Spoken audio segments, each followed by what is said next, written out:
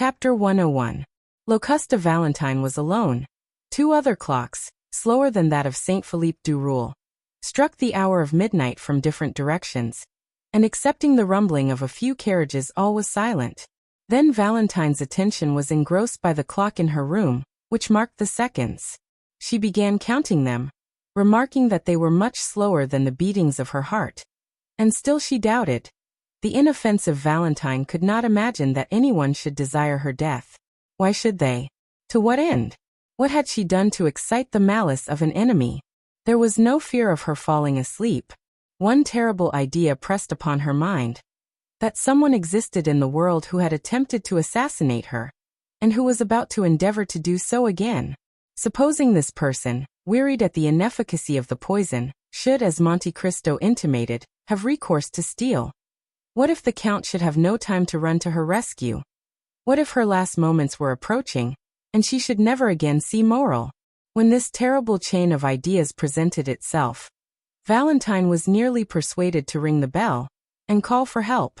But through the door she fancied she saw the luminous eye of the Count, that eye which lived in her memory, and the recollection overwhelmed her with so much shame that she asked herself whether any amount of gratitude could ever repay his adventurous and devoted friendship.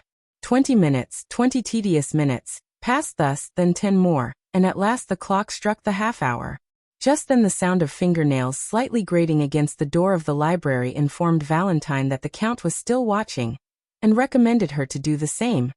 At the same time, on the opposite side, that is towards Edward's room, Valentine fancied that she heard the creaking of the floor. She listened attentively, holding her breath till she was nearly suffocated. The lock turned, and the door slowly opened. Valentine had raised herself upon her elbow, and had scarcely time to throw herself down on the bed and shade her eyes with her arm. Then, trembling, agitated, and her heart beating with indescribable terror, she awaited the event. Someone approached the bed and drew back the curtains. Valentine summoned every effort, and breathed with that regular respiration which announces tranquil sleep. "Valentine," said a low voice. The girl shuddered to the heart, but did not reply. "Valentine," repeated the same voice. Still silent. Valentine had promised not to wake. Then everything was still, excepting that Valentine heard the almost noiseless sound of some liquid being poured into the glass she had just emptied. Then she ventured to open her eyelids, and glance over her extended arm. She saw a woman in a white dressing gown pouring a liquor from a phial into her glass. During this short time Valentine must have held her breath, or moved in some slight degree, for the woman, disturbed, stopped and leaned over the bed, in order the better to ascertain whether Valentine slept. It was Madame de Villefort. On recognizing her stepmother, Valentine could not repress a shudder, which caused a vibration in the bed. Madame de Villefort instantly stepped back close to the wall, and there, shaded by the bed curtains, she silently and attentively watched the slightest movement of Valentine. The latter recollected the terrible caution of Monte Cristo. She fancied that the hand not holding the phial clasped a long sharp knife. Then, collecting all her remaining strength, she forced herself to close her eyes. But this simple operation upon the most delicate organs of our frame, generally so easy to accomplish, became almost impossible at this moment. So much did curiosity struggle to retain the eyelid open and learn the truth. Madame de Villefort, however, reassured by the silence, which was alone disturbed by the regular breathing of Valentine, again extended her hand, and half hidden by the curtains succeeded in emptying the contents of the phial into the glass. Then she retired so gently that Valentine did not know she had left the room. She only witnessed the withdrawal of the arm. The fair round arm of a woman but 25 years old, and who yet spread death around her. 50077 m. It is impossible to describe the sensations experienced by Valentine during the minute and a half Madame de Villefort remained in the room. The grating against the library door aroused the young girl from the stupor in which she was plunged, and which almost amounted to insensibility. She raised her head with an effort. The noiseless door again turned on its hinges, and the Count of Monte Cristo reappeared. "Well," said he, "do you still doubt?" "Oh," murmured the young girl. "Have you seen?" "Alas! Did you recognize?" Valentine groaned.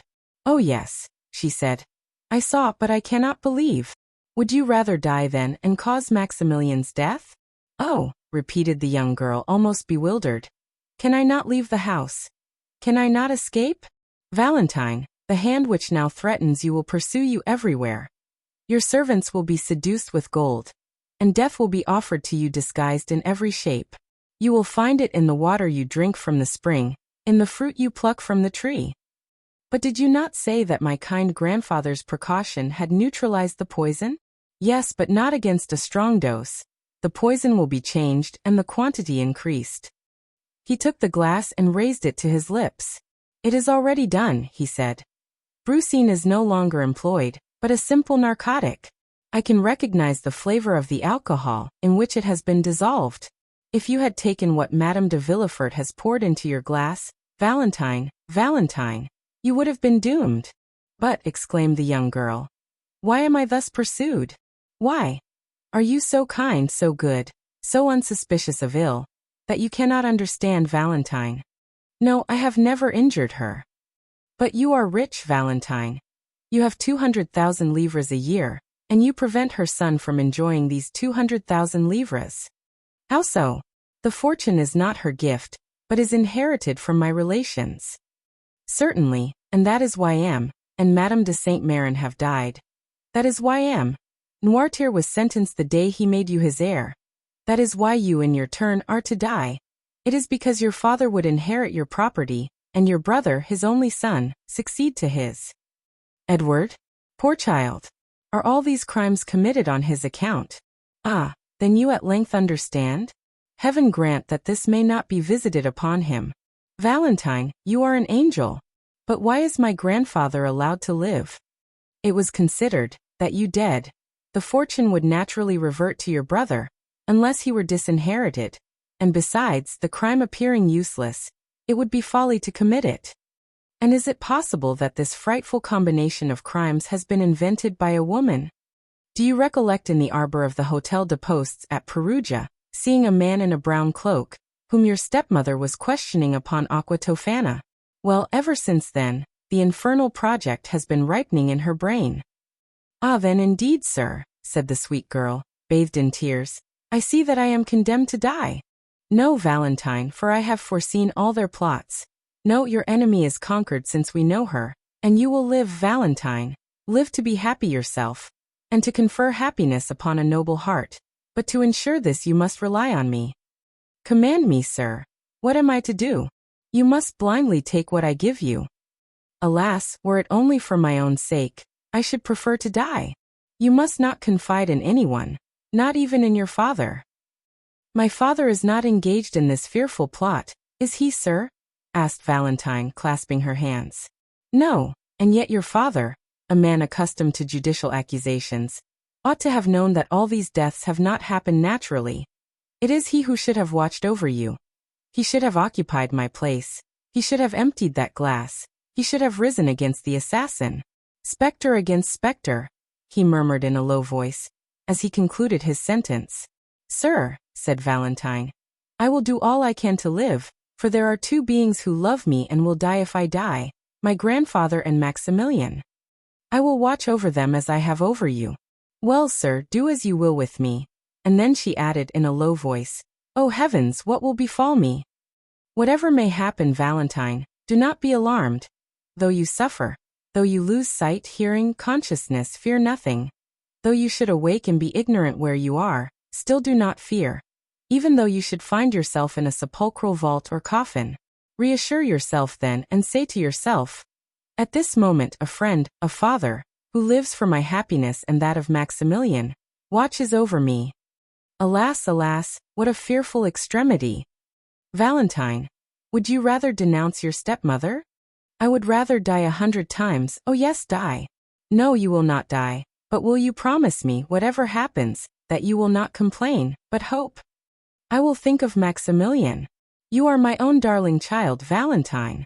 I alone can save you and I will. Valentine in the extremity of her terror joined her hands, for she felt that the moment had arrived to ask for courage, and began to pray, and while uttering little more than incoherent words, she forgot that her white shoulders had no other covering than her long hair, and that the pulsations of her heart could be seen through the lace of her nightdress. Monte Cristo gently laid his hand on the young girl's arm, drew the velvet coverlet close to her throat, and said with a paternal smile, "My child, believe in my devotion to you as you believe in the goodness of Providence and the love of Maximilian." Valentine gave him a look full of gratitude, and remained as docile as a child. Then he drew from his waistcoat pocket the little emerald box, raised the golden lid, and took from it a pastille about the size of a pea, which he placed in her hand. She took it, and looked attentively on the Count. There was an expression on the face of her intrepid protector which commanded her veneration. She evidently interrogated him by her look. "Yes," said he. Valentine carried the pastille to her mouth, and swallowed it. "And now, my dear child, adieu for the present. I will try and gain a little sleep, for you are saved." "Go," said Valentine. "Whatever happens, I promise you not to fear." Monte Cristo for some time kept his eyes fixed on the young girl, who gradually fell asleep, yielding to the effects of the narcotic the Count had given her. Then he took the glass, emptied 3 parts of the contents in the fireplace, that it might be supposed Valentine had taken it, and replaced it on the table. Then he disappeared, after throwing a farewell glance on Valentine, who slept with the confidence and innocence of an angel at the feet of the Lord. Chapter 102. Valentine. The night light continued to burn on the chimney-piece, exhausting the last drops of oil which floated on the surface of the water. The globe of the lamp appeared of a reddish hue, and the flame, brightening before it expired, threw out the last flickerings which in an inanimate object have been so often compared with the convulsions of a human creature in its final agonies. A dull and dismal light was shed over the bedclothes and curtains surrounding the young girl. All noise in the streets had ceased, and the silence was frightful. It was then that the door of Edward's room opened, and a head we have before noticed appeared in the glass opposite. It was Madame de Villefort, who came to witness the effects of the drink she had prepared. She stopped in the doorway, listened for a moment to the flickering of the lamp, the only sound in that deserted room, and then advanced to the table to see if Valentine's glass were empty. It was still about a quarter full, as we before stated. Madame de Villefort emptied the contents into the ashes, which she disturbed that they might the more readily absorb the liquid. Then she carefully rinsed the glass, and wiping it with her handkerchief replaced it on the table. If anyone could have looked into the room just then he would have noticed the hesitation with which Madame de Villefort approached the bed, and looked fixedly on Valentine. The dim light, the profound silence, and the gloomy thoughts inspired by the hour, and still more by her own conscience, all combined to produce a sensation of fear. The poisoner was terrified at the contemplation of her own work. At length she rallied, drew aside the curtain, and leaning over the pillow gazed intently on Valentine. The young girl no longer breathed, no breath issued through the half-closed teeth. The white lips no longer quivered, the eyes were suffused with a bluish vapor, and the long black lashes rested on a cheek white as wax. Madame de Villefort gazed upon the face so expressive even in its stillness. Then she ventured to raise the coverlet and press her hand upon the young girl's heart. It was cold and motionless. She only felt the pulsation in her own fingers, and withdrew her hand with a shudder. One arm was hanging out of the bed. From shoulder to elbow it was molded after the arms of Germain Pilon's Graces. 23, but the forearm seemed to be slightly distorted by convulsion, and the hand, so delicately formed, was resting with stiff outstretched fingers on the framework of the bed. The nails too were turning blue. Madame de Villefort had no longer any doubt. All was over. She had consummated the last terrible work she had to accomplish.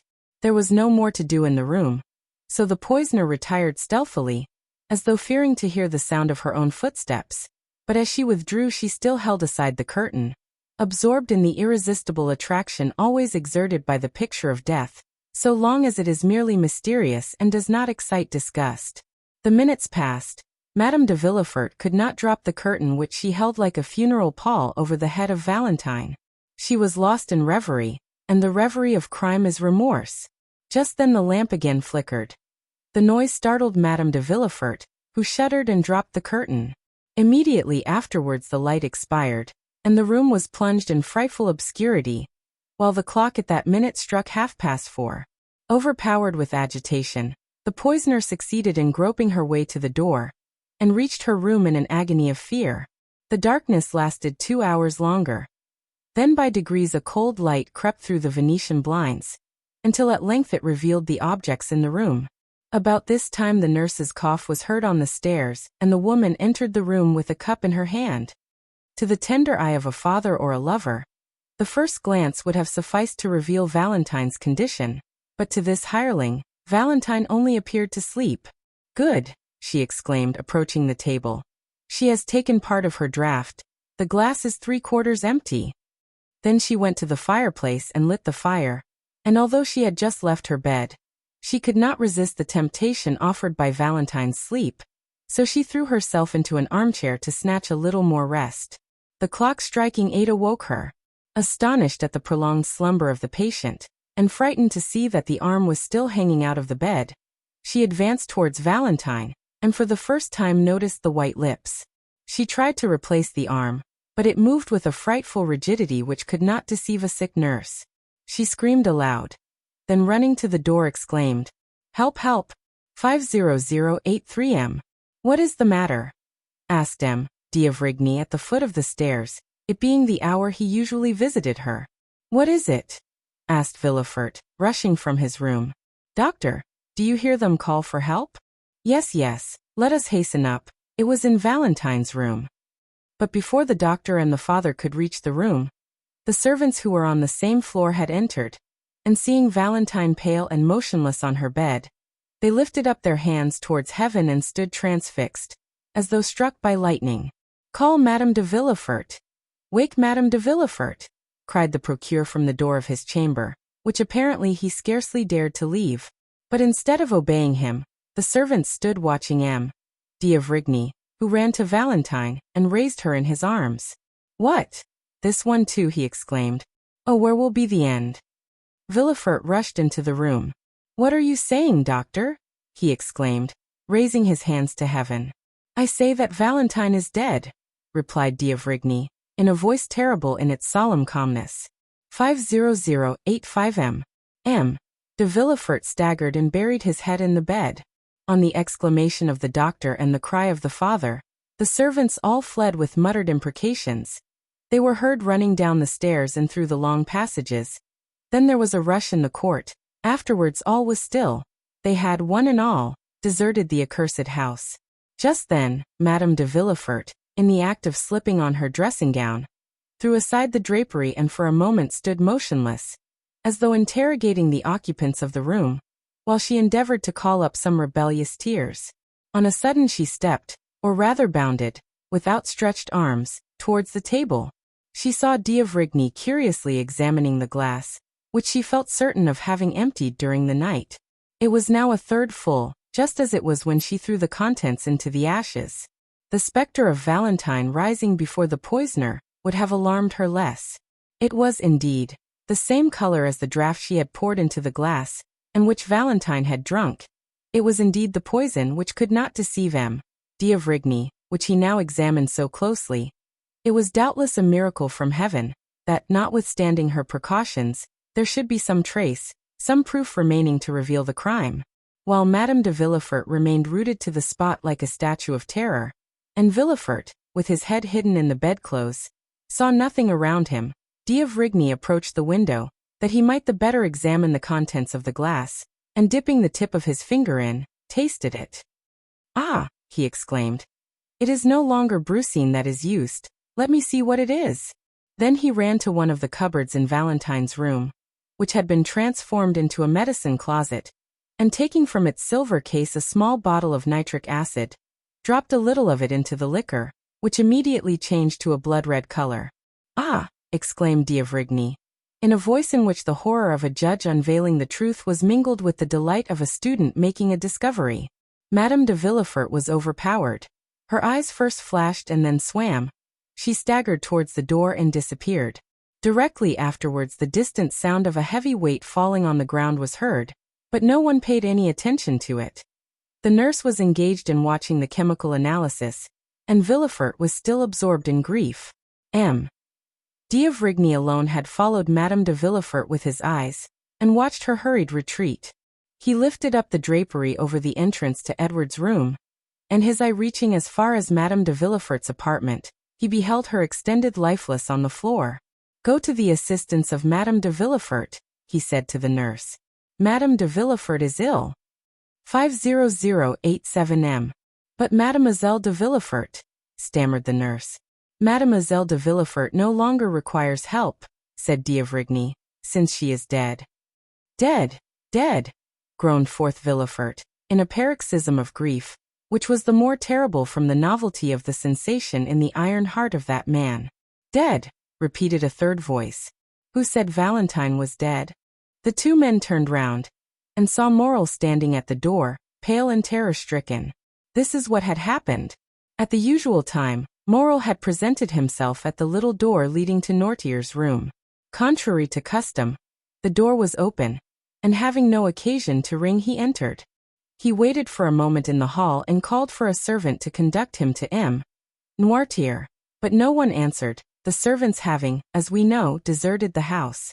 Morel had no particular reason for uneasiness. Monte Cristo had promised him that Valentine should live, and so far he had always fulfilled his word. Every night the Count had given him news, which was the next morning confirmed by Noirtier. Still this extraordinary silence appeared strange to him, and he called a second and third time. Still no answer. Then he determined to go up. Noirtier's room was opened, like all the rest. The first thing he saw was the old man sitting in his armchair in his usual place, but his eyes expressed alarm, which was confirmed by the pallor which overspread his features. "How are you, sir?" asked Morel, with a sickness of heart. "Well," answered the old man by closing his eyes, but his appearance manifested increasing uneasiness. "You are thoughtful, sir," continued Morel. "You want something. Shall I call one of the servants?" "Yes," replied Noirtier. Morel pulled the bell, but though he nearly broke the cord, no one answered. He turned towards Noirtier. The pallor and anguish expressed on his countenance momentarily increased. "Oh," exclaimed Morel. "Why do they not come? Is anyone ill in the house?" The eyes of Noirtier seemed as though they would start from their sockets. "What is the matter? You alarm me. Valentine. Valentine." "Yes, yes," sighed Noirtier. Maximilian tried to speak, but he could articulate nothing. He staggered, and supported himself against the wainscot. Then he pointed to the door. "Yes, yes, yes," continued the old man. 50089M. Maximilian rushed up the little staircase, while Noirtier's eyes seemed to say, "Quicker, quicker." In a minute the young man darted through several rooms, till at length he reached Valentine's. There was no occasion to push the door, it was wide open. A sob was the only sound he heard. He saw, as though in a mist, a black figure kneeling and buried in a confused mass of white drapery. A terrible fear transfixed him. It was then he heard a voice exclaim, "Valentine is dead," and another voice which, like an echo, repeated, "Dead, dead." Chapter 103. Maximilian. Villefort rose, half ashamed of being surprised in such a paroxysm of grief. The terrible office he had held for 25 years had succeeded in making him more or less than man. His glance, at first wandering, fixed itself upon Morel. "Who are you, sir?" he asked, "that forget that this is not the manner to enter a house stricken with death? Go, sir, go." But Morel remained motionless. He could not detach his eyes from that disordered bed, and the pale corpse of the young girl who was lying on it. "Go! Do you hear?" said Villefort, while d'Avrigny advanced to lead Morel out. Maximilian stared for a moment at the corpse, gazed all around the room, then upon the two men. He opened his mouth to speak, but finding it impossible to give utterance to the innumerable ideas that occupied his brain, he went out, thrusting his hands through his hair in such a manner that Villefort and d'Avrigny, for a moment diverted from the engrossing topic, exchanged glances which seemed to say, "He is mad." But in less than 5 minutes the staircase groaned beneath an extraordinary weight. Morel was seen carrying, with superhuman strength, the armchair containing Noirtier upstairs. When he reached the landing he placed the armchair on the floor, and rapidly rolled it into Valentine's room. This could only have been accomplished by means of unnatural strength supplied by powerful excitement. But the most fearful spectacle was Noirtier being pushed towards the bed, his face expressing all his meaning, and his eyes supplying the want of every other faculty. That pale face and flaming glance appeared to Villefort like a frightful apparition. Each time he had been brought into contact with his father, something terrible had happened. "See what they have done," cried Morel, with one hand leaning on the back of the chair, and the other extended towards Valentine. "See, my father, see." Villefort drew back and looked with astonishment on the young man, who, almost a stranger to him, called Noirtier his father. At this moment the whole soul of the old man seemed centered in his eyes, which became bloodshot. The veins of the throat swelled. His cheeks and temples became purple, as though he was struck with epilepsy. Nothing was wanting to complete this but the utterance of a cry. And the cry issued from his pores, if we may thus speak. A cry frightful in its silence. D'avrigny rushed towards the old man, and made him inhale a powerful restorative. "Sir," cried Morel, seizing the moist hand of the paralytic, "they ask me who I am, and what right I have to be here." "Oh, you know it, tell them, tell them." And the young man's voice was choked by sobs. As for the old man, his chest heaved with his panting respiration. One could have thought that he was undergoing the agonies preceding death. At length, happier than the young man, who sobbed without weeping, tears glistened in the eyes of Noirtier. "Tell them," said Morel in a hoarse voice. "Tell them that I am her betrothed. Tell them she was my beloved, my noble girl, my only blessing in the world. Tell them, oh tell them, that corpse belongs to me." The young man, overwhelmed by the weight of his anguish, fell heavily on his knees before the bed, which his fingers grasped with convulsive energy. D'avrigny, unable to bear the sight of this touching emotion, turned away, and Villefort, without seeking any further explanation, and attracted towards him by the irresistible magnetism which draws us towards those who have loved the people for whom we mourn, extended his hand towards the young man. But Morel saw nothing. He had grasped the hand of Valentine, and unable to weep vented his agony in groans as he bit the sheets. For some time nothing was heard in that chamber but sobs, exclamations, and prayers. At length Villefort, the most composed of all, spoke. "Sir," said he to Maximilian, "you say you loved Valentine, that you were betrothed to her. I knew nothing of this engagement, of this love. Yet I, her father, forgive you, for I see that your grief is real and deep. And besides, my own sorrow is too great for anger to find a place in my heart. But you see that the angel whom you hoped for has left this earth. She has nothing more to do with the adoration of men. Take a last farewell, sir, of her sad remains. Take the hand you expected to possess once more within your own, and then separate yourself from her forever. Valentine now requires only the ministrations of the priest." 50093 "You are mistaken, sir," exclaimed Morel, raising himself on one knee, his heart pierced by a more acute pang than any he had yet felt. "You are mistaken. Valentine, dying as she has, not only requires a priest, but an avenger. de Villefort, send for the priest, I will be the avenger." "What do you mean, sir?" asked Villefort, trembling at the new idea inspired by the delirium of Morel. "I tell you, sir, that two persons exist in you. The father has mourned sufficiently, now let the procureur fulfill his office." The eyes of Noirtier glistened, and d'Avrigny approached. "Gentlemen," said Morel, reading all that passed through the minds of the witnesses to the scene, "I know what I am saying, and you know as well as I do what I am about to say. Valentine has been assassinated." Villefort hung his head, d'Avrigny approached nearer, and Noirtier said yes with his eyes. "Now, sir," continued Morel, "in these days no one can disappear by violent means without some inquiries being made as to the cause of her disappearance, even were she not a young, beautiful, and adorable creature like Valentine. Now le procureur du roi," said Morel with increasing vehemence, "no mercy is allowed. I denounce the crime. It is your place to seek the assassin." The young man's implacable eyes interrogated Villefort, who on his side, glanced from Noirtier to d'Avrigny.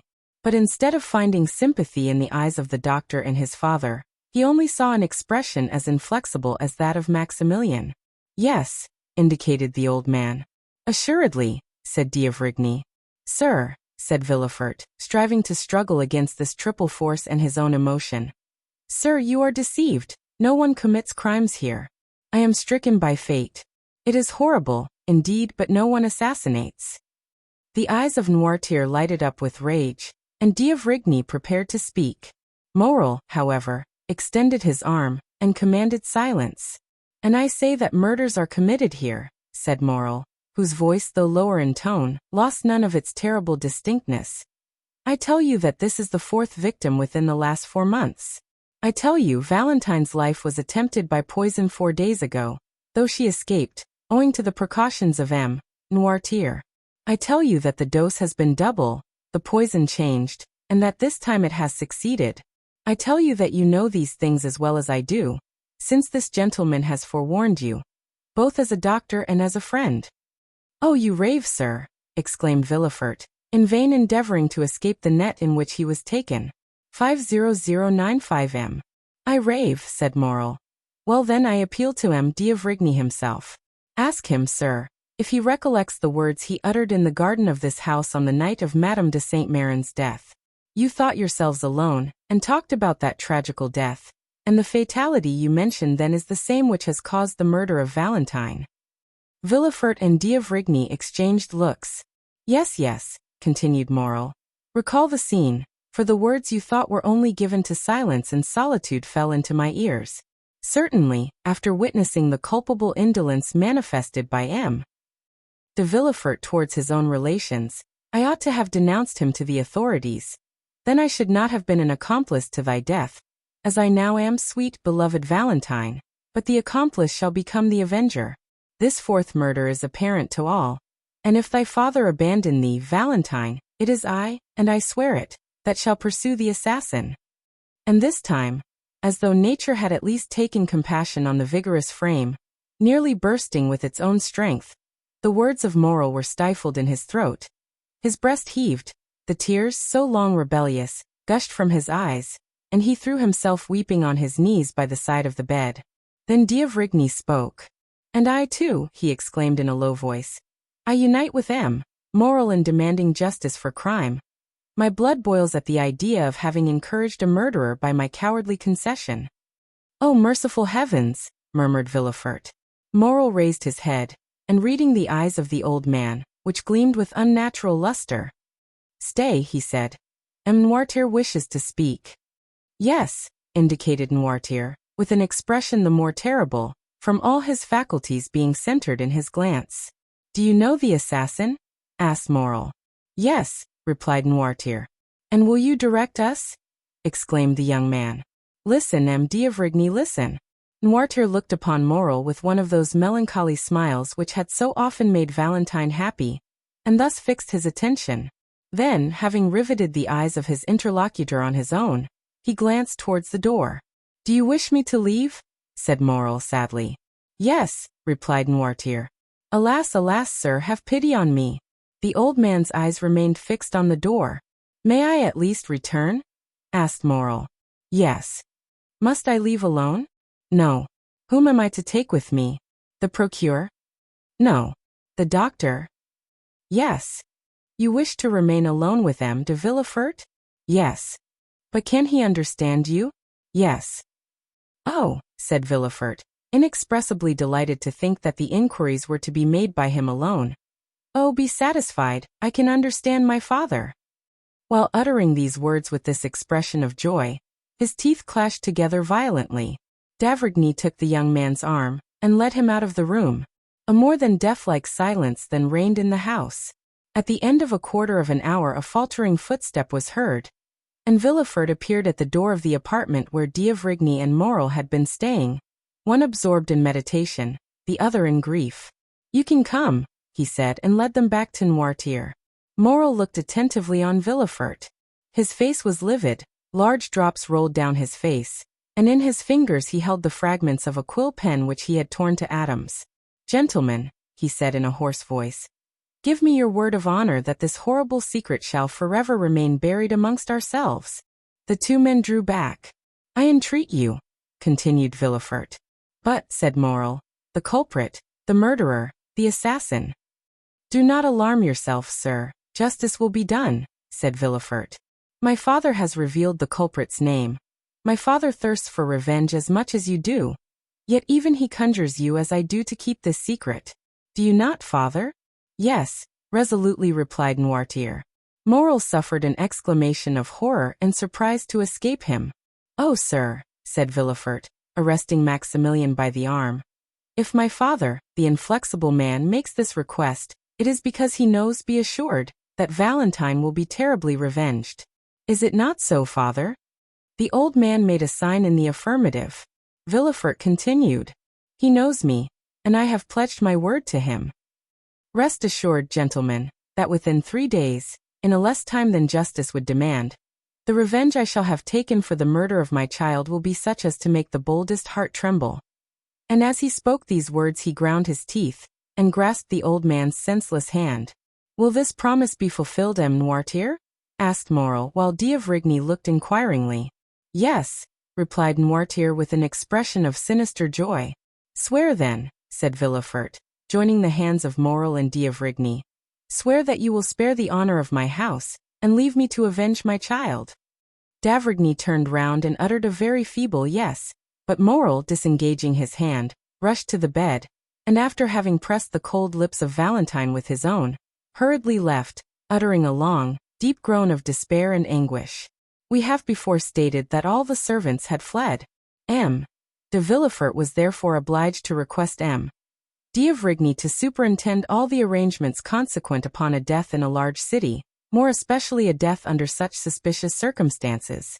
It was something terrible to witness the silent agony, the mute despair of Noirtier, whose tears silently rolled down his cheeks. Villefort retired to his study, and D'Avrigny left to summon the doctor of the mayoralty, whose office it is to examine bodies after decease, and who is expressly named the doctor of the dead. M. Noirtier could not be persuaded to quit his grandchild. At the end of a quarter of an hour M. D'Avrigny returned with his associate. They found the outer gate closed, and not a servant remaining in the house. Villefort himself was obliged to open to them. But he stopped on the landing. He had not the courage to again visit the death chamber. The two doctors, therefore, entered the room alone. Noirtier was near the bed, pale, motionless, and silent as the corpse. The district doctor approached with the indifference of a man accustomed to spend half his time amongst the dead. He then lifted the sheet which was placed over the face, and just unclosed the lips. Alas, said D'Avrigny, she is indeed dead, poor child. 50099 M. Yes, answered the doctor laconically, dropping the sheet he had raised. Noirtier uttered a kind of hoarse, rattling sound. The old man's eyes sparkled, and the good doctor understood that he wished to behold his child. He therefore approached the bed, and while his companion was dipping the fingers with which he had touched the lips of the corpse in chloride of lime, he uncovered the calm and pale face, which looked like that of a sleeping angel. A tear, which appeared in the old man's eye, expressed his thanks to the doctor. The doctor of the dead then laid his permit on the corner of the table, and having fulfilled his duty, was conducted out by D'Avrigny. Villefort met them at the door of his study. Having in a few words thanked the district doctor, he turned to D'Avrigny and said, "And now the priest. Is there any particular priest you wish to pray with Valentine?" asked D'Avrigny. "No," said Villefort. "Fetch the nearest." "The nearest," said the district doctor, "is a good Italian abbé who lives next door to you. Shall I call on him as I pass?"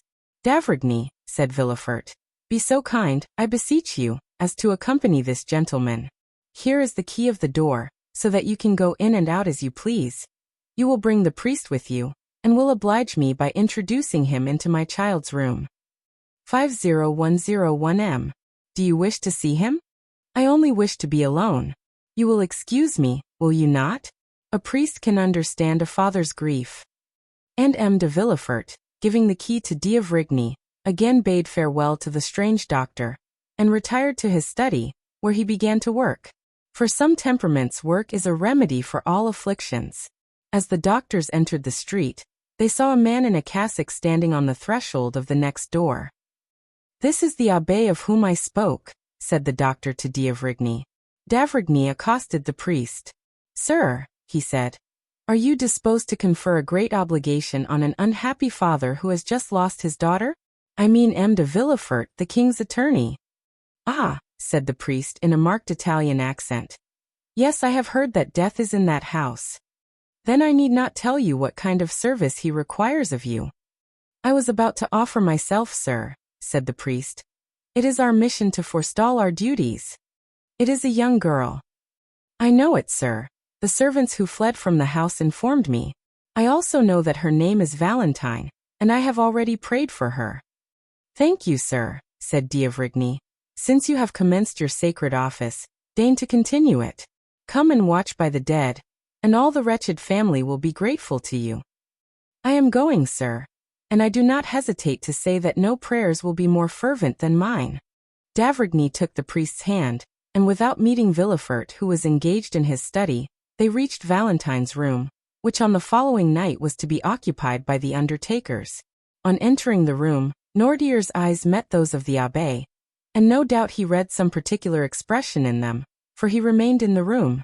D'Avrigny recommended the attention of the priest to the living as well as to the dead, and the abbé promised to devote his prayers to Valentine, and his attentions to Noirtier. In order, doubtless, that he might not be disturbed while fulfilling his sacred mission, the priest rose as soon as D'Avrigny departed, and not only bolted the door through which the doctor had just left, but also that leading to Madame de Villefort's room. Chapter 104. Danglars' signature. The next morning dawned dull and cloudy. During the night the undertakers had executed their melancholy office, and wrapped the corpse in the winding sheet, which, whatever may be said about the equality of death, is at least a last proof of the luxury so pleasing in life. This winding sheet was nothing more than a beautiful piece of cambric, which the young girl had bought a fortnight before. During the evening 2 men, engaged for the purpose, had carried Noirtier from Valentine's room into his own, and contrary to all expectation there was no difficulty in withdrawing him from his child. The Abbé Busoni had watched till daylight, and then left without calling anyone. D'Avrigny returned about 8 o'clock in the morning. He met Villefort on his way to Noirtier's room, and accompanied him to see how the old man had slept. They found him in the large armchair which served him for a bed, enjoying a calm, nay, almost a smiling sleep. They both stood in amazement at the door. See, said D'Avrigny to Villefort, nature knows how to alleviate the deepest sorrow. No one can say that Noirtier did not love his child, and yet he sleeps. Yes, you are right, replied Villefort, surprised. He sleeps indeed. And this is the more strange, since the least contradiction keeps him awake all night. Grief has stunned him, replied D'Avrigny, and they both returned thoughtfully to the procureur's study. See, I have not slept, said Villefort, showing his undisturbed bed. Grief does not stun me. I have not been in bed for 2 nights. But then look at my desk, see what I have written during these 2 days and nights. I have filled those papers, and have made out the accusation against the assassin Benedetto. Oh, work, work, my passion, my joy, my delight. It is for thee to alleviate my sorrows. And he convulsively grasped the hand of D'Avrigny. Do you require my services now? asked D'Avrigny. No, said Villefort. Only return again at 11 o'clock. At 12 oh heavens, my poor, poor child. And the procureur, again becoming a man, lifted up his eyes and groaned. Shall you be present in the reception room? No, I have a cousin who has undertaken this sad office. I shall work, doctor. When I work I forget everything. And indeed, no sooner had the doctor left the room, than he was again absorbed in work. On the doorsteps D'Avrigny met the cousin whom Villefort had mentioned, a personage as insignificant in our story as in the world he occupied. One of those beings designed from their birth to make themselves useful to others. He was punctual, dressed in black, with crape around his hat, and presented himself at his cousin's with a face made up for the occasion, and which he could alter as might be required. At 11 o'clock the morning coaches rolled into the paved court, and the Rue du Faubourg Saint-Honoré was filled with a crowd of idlers, equally pleased to witness the festivities or the mourning of the rich, and who rush with the same avidity to a funeral procession as to the marriage of a duchess. Gradually the reception-room filled, and some of our old friends made their appearance. We mean Debray, Châteaurenaud, and Beauchamp, accompanied by all the leading men of the day at the bar, in literature, or the army, for M. de Villefort moved in the first Parisian circles, less owing to his social position than to his personal merit. The cousins standing at the door ushered in the guests, and it was rather a relief to the indifferent to see a person as unmoved as themselves, and who did not exact a mournful face or force tears, as would have been the case with a father, a brother, or a lover. Those who were acquainted soon formed into little groups. One of them was made of Debray, Châteaurenaud, and Beauchamp. Poor girl, said Debray, like the rest, paying an involuntary tribute to the sad event. Poor girl, so young, so rich, so beautiful. Could you have imagined this scene, Châteaurenaud, when we saw her, at the most 3 weeks ago, about to sign that contract? Indeed no, said Châteaurenaud. Did you know her? I spoke to her once or twice at Madame de Morcerf's among the rest. She appeared to me charming, though rather melancholy. Where is her stepmother? Do you know? She is spending the day with the wife of the worthy gentleman who is receiving us.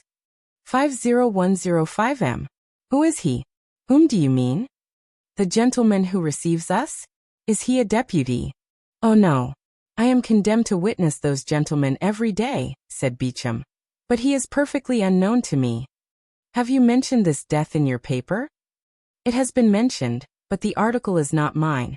Indeed, I doubt if it will please M. Villefort, for it says that if 4 successive deaths had happened anywhere else than in the house of the king's attorney, he would have interested himself somewhat more about it.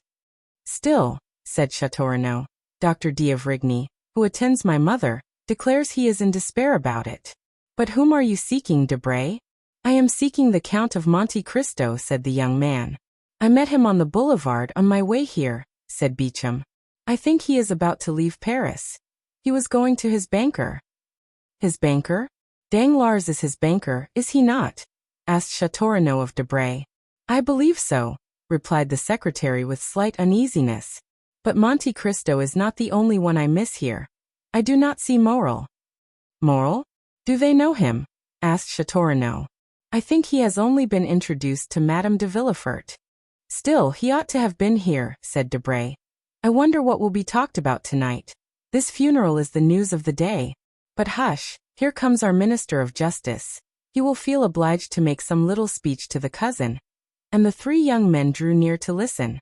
Beauchamp told the truth when he said that on his way to the funeral he had met Monte Cristo, who was directing his steps towards the Rue de la Chaussée-d'Antin, to M. Danglars.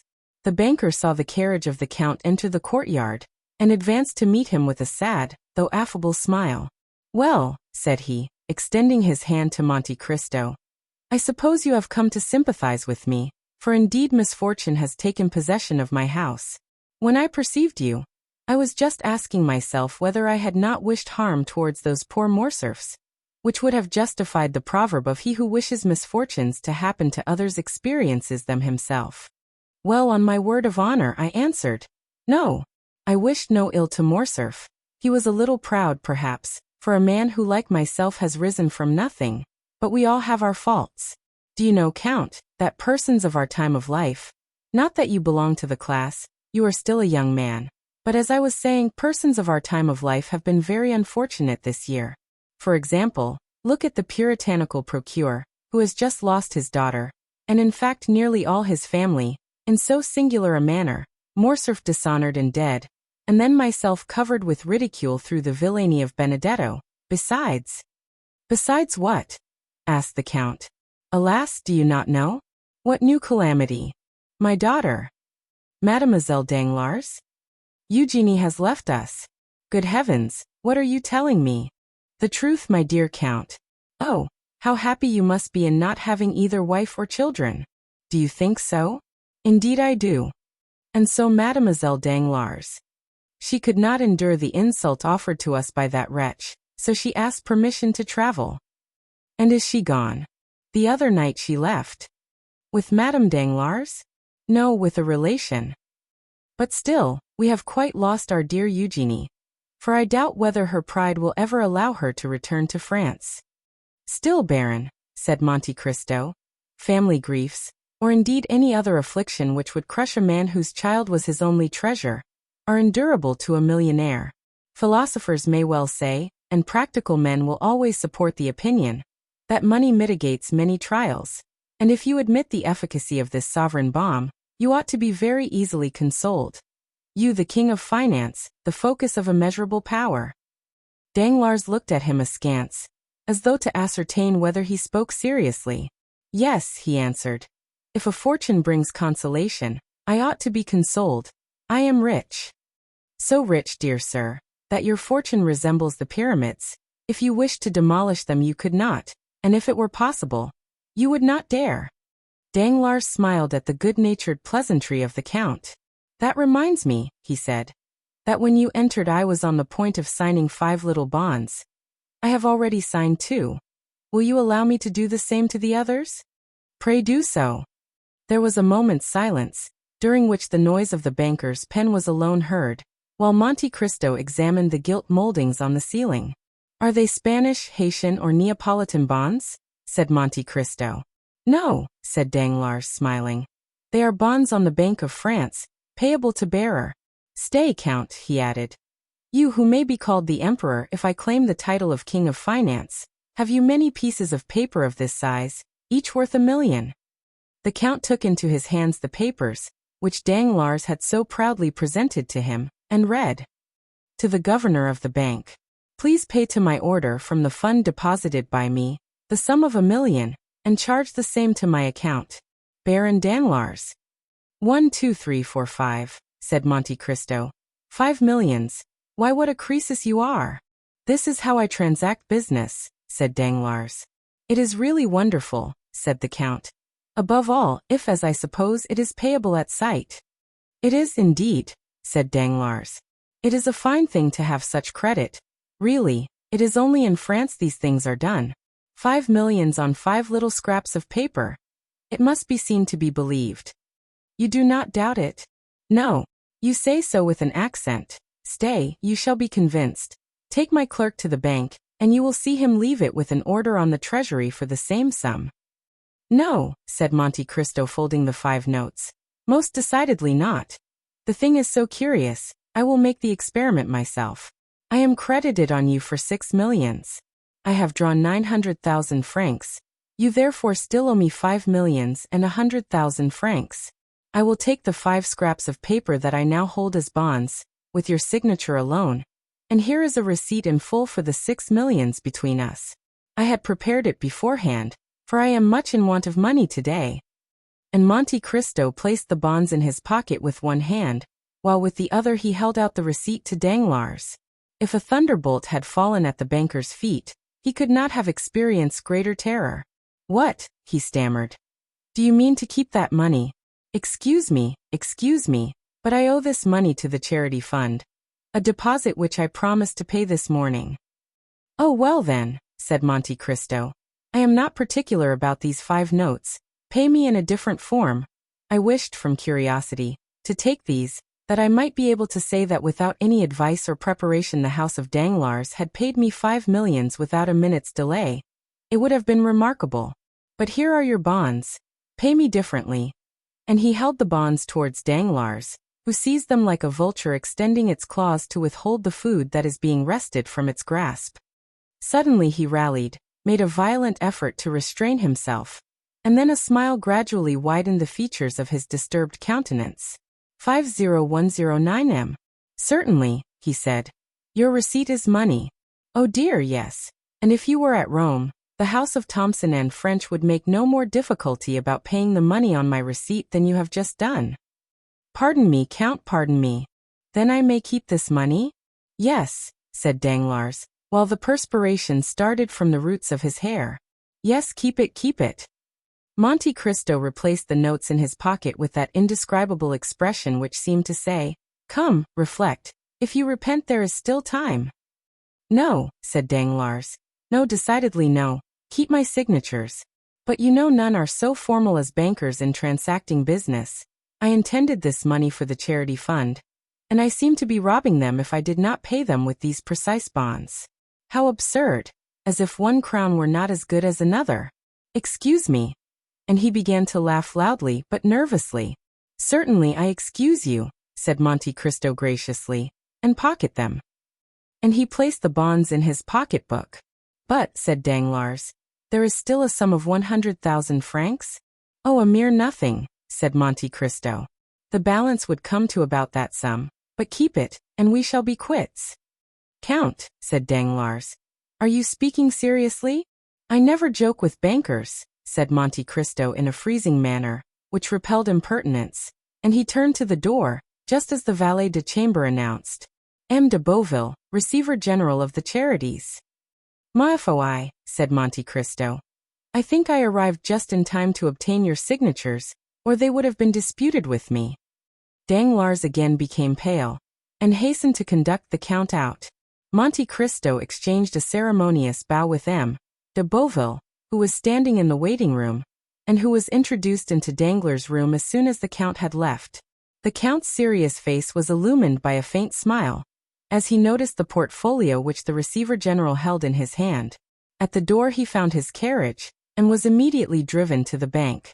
Meanwhile Danglars, repressing all emotion, advanced to meet the Receiver General. We need not say that a smile of condescension was stamped upon his lips. "Good morning, creditor," said he. "For I wager anything it is the creditor who visits me." "You are right, Baron," answered M. de Beauville. "The charities present themselves to you through me. The widows and orphans depute me to receive alms to the amount of 5 millions from you." "And yet they say orphans are to be pitied," said Danglars, wishing to prolong the jest. "Poor things! Here I am in their name," said M. de Beauville. "But did you receive my letter yesterday?" "Yes. I have brought my receipt. 50111 M. My dear M. de Beauville, your widows and orphans must oblige me by waiting 24 hours, since M. de Monte Cristo, whom you just saw leaving here. You did see him, I think?" "Yes, well, M. de Monte Cristo has just carried off their 5 millions. How so?" "The Count has an unlimited credit upon me, a credit opened by Thomson and French of Rome. He came to demand 5 millions at once, which I paid him with checks on the bank. My funds are deposited there, and you can understand that if I draw out 10 millions on the same day it will appear rather strange to the governor." "2 days will be a different thing," said Danglars, smiling. "Come," said Beauville, with a tone of entire incredulity. 5 millions to that gentleman who just left, and who bowed to me as though he knew me? Perhaps he knows you, though you do not know him. M. de Monte Cristo knows everybody.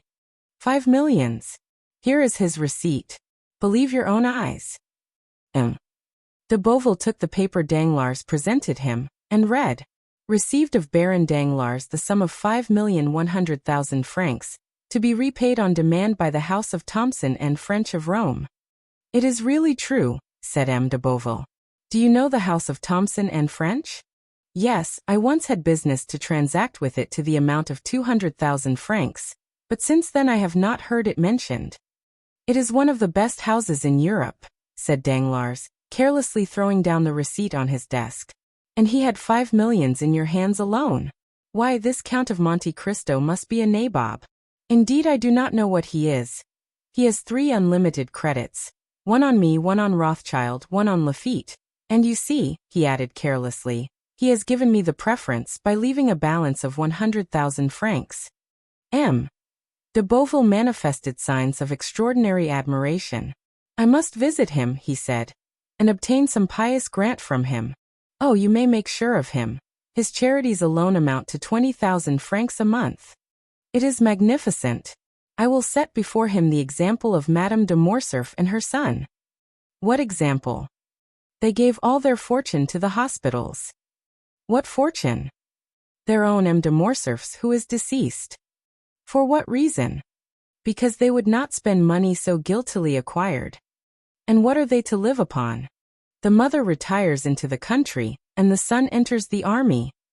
50113 M. Well, I must confess, these are scruples. I registered their deed of gift yesterday. And how much did they possess? Oh, not much, from 12 to 1,300,000 francs. But to return to our millions. Certainly, said Danglars, in the most natural tone in the world. Are you then pressed for this money? Yes, for the examination of our cash takes place tomorrow. Tomorrow? Why did you not tell me so before? Why, it is as good as a century. At what hour does the examination take place? At 2 o'clock. Send at 12, said Danglars, smiling. M. de Beauville said nothing, but nodded his head, and took up the portfolio. Now I think of it, you can do better, said Danglars. How do you mean? The receipt of M. de Monte Cristo is as good as money.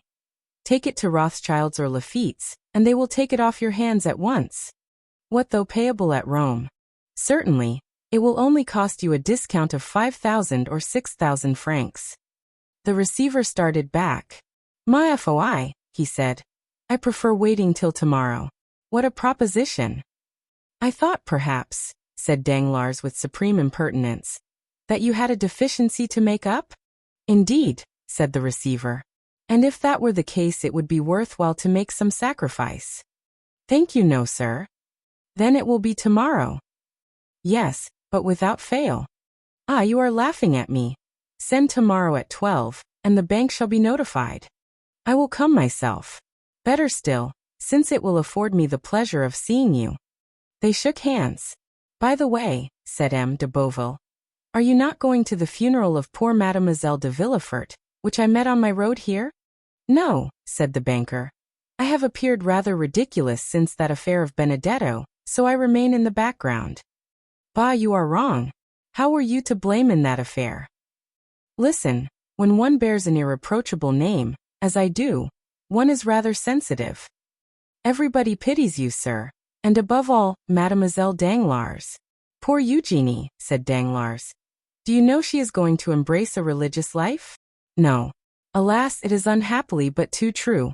The day after the event, she decided on leaving Paris with a nun of her acquaintance. They are gone to seek a very strict convent in Italy or Spain." "Oh, it is terrible," and M. de Beauville retired with this exclamation, after expressing acute sympathy with the father. But he had scarcely left before Danglars, with an energy of action those can alone understand who have seen Robert Macaire represented by Frederick, 24, exclaimed, "Fool!" Then enclosing Monte Cristo's receipt in a little pocketbook, he added, "Yes, come at 12 o'clock, I shall then be far away." Then he double-locked his door, emptied all his drawers, collected about 50,000 francs in banknotes, burned several papers, left others exposed to view, and then commenced writing a letter which he addressed to Madame la Baronne Danglars. "I will place it on her table myself tonight," he murmured. Then taking a passport from his drawer he said, "Good, it is available for 2 months longer." Chapter 105. The Cemetery of Père Lachaise. M. de Beauville had indeed met the funeral procession which was taking Valentine to her last home on earth. The weather was dull and stormy. A cold wind shook the few remaining yellow leaves from the boughs of the trees, and scattered them among the crowd which filled the boulevards. M. de Villefort, a true Parisian, considered the cemetery of Père Lachaise alone worthy of receiving the mortal remains of a Parisian family. There alone the corpses belonging to him would be surrounded by worthy associates. He had therefore purchased a vault, which was quickly occupied by members of his family. On the front of the monument was inscribed, "The families of Saint Marin and Villefort," for such had been the last wish expressed by poor Renée, Valentine's mother. The pompous procession therefore wended its way towards Père Lachaise from the Faubourg Saint-Honoré. Having crossed Paris, it passed through the Faubourg du Temple, then leaving the exterior boulevards it reached the cemetery. More than 50 private carriages followed the 20 mourning coaches, and behind them more than 500 persons joined in the procession on foot. 50117 M.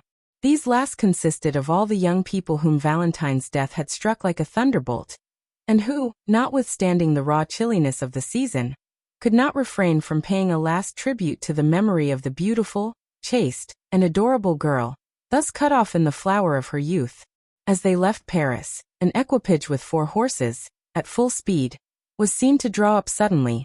It contained Monte Cristo. The Count left the carriage and mingled in the crowd who followed on foot.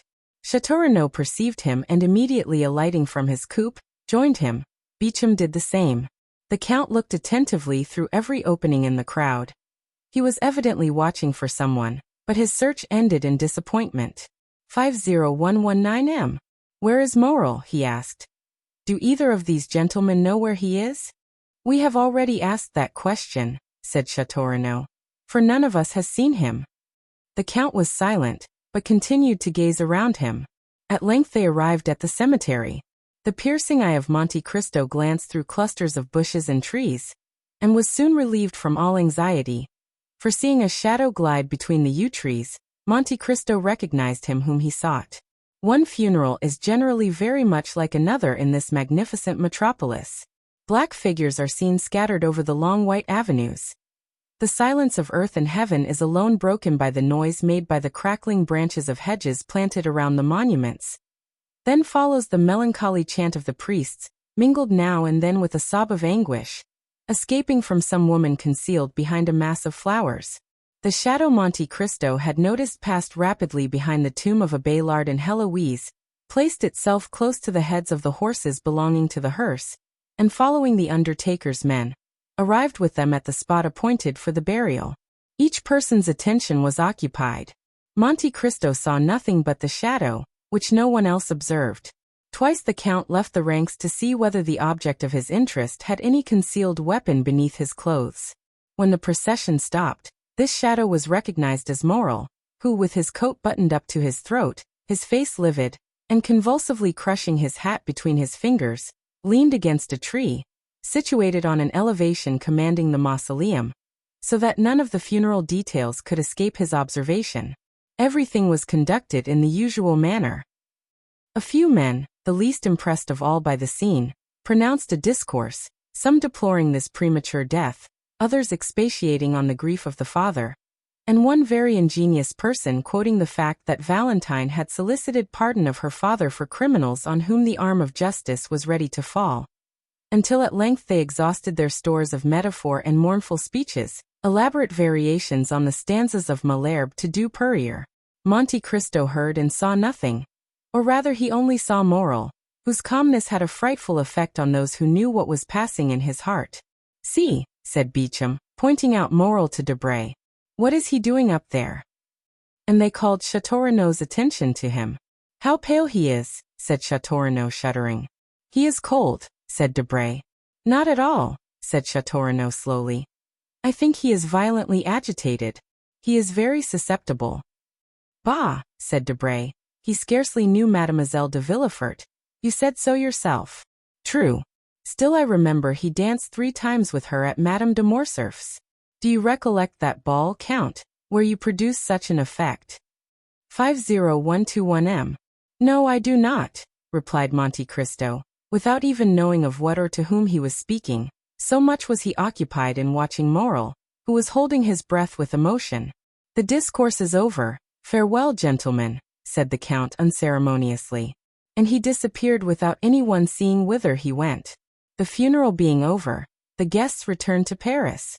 Châteaurenaud looked for a moment for Morrel, but while they were watching the departure of the Count, Morrel had quitted his post, and Châteaurenaud, failing in his search, joined Debray and Beauchamp. Monte Cristo concealed himself behind a large tomb, and awaited the arrival of Morrel, who by degrees approached the tomb now abandoned by spectators and workmen.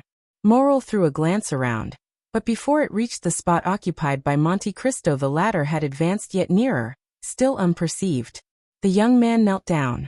The Count, with outstretched neck and glaring eyes, stood in an attitude ready to pounce upon Morrel upon the first occasion.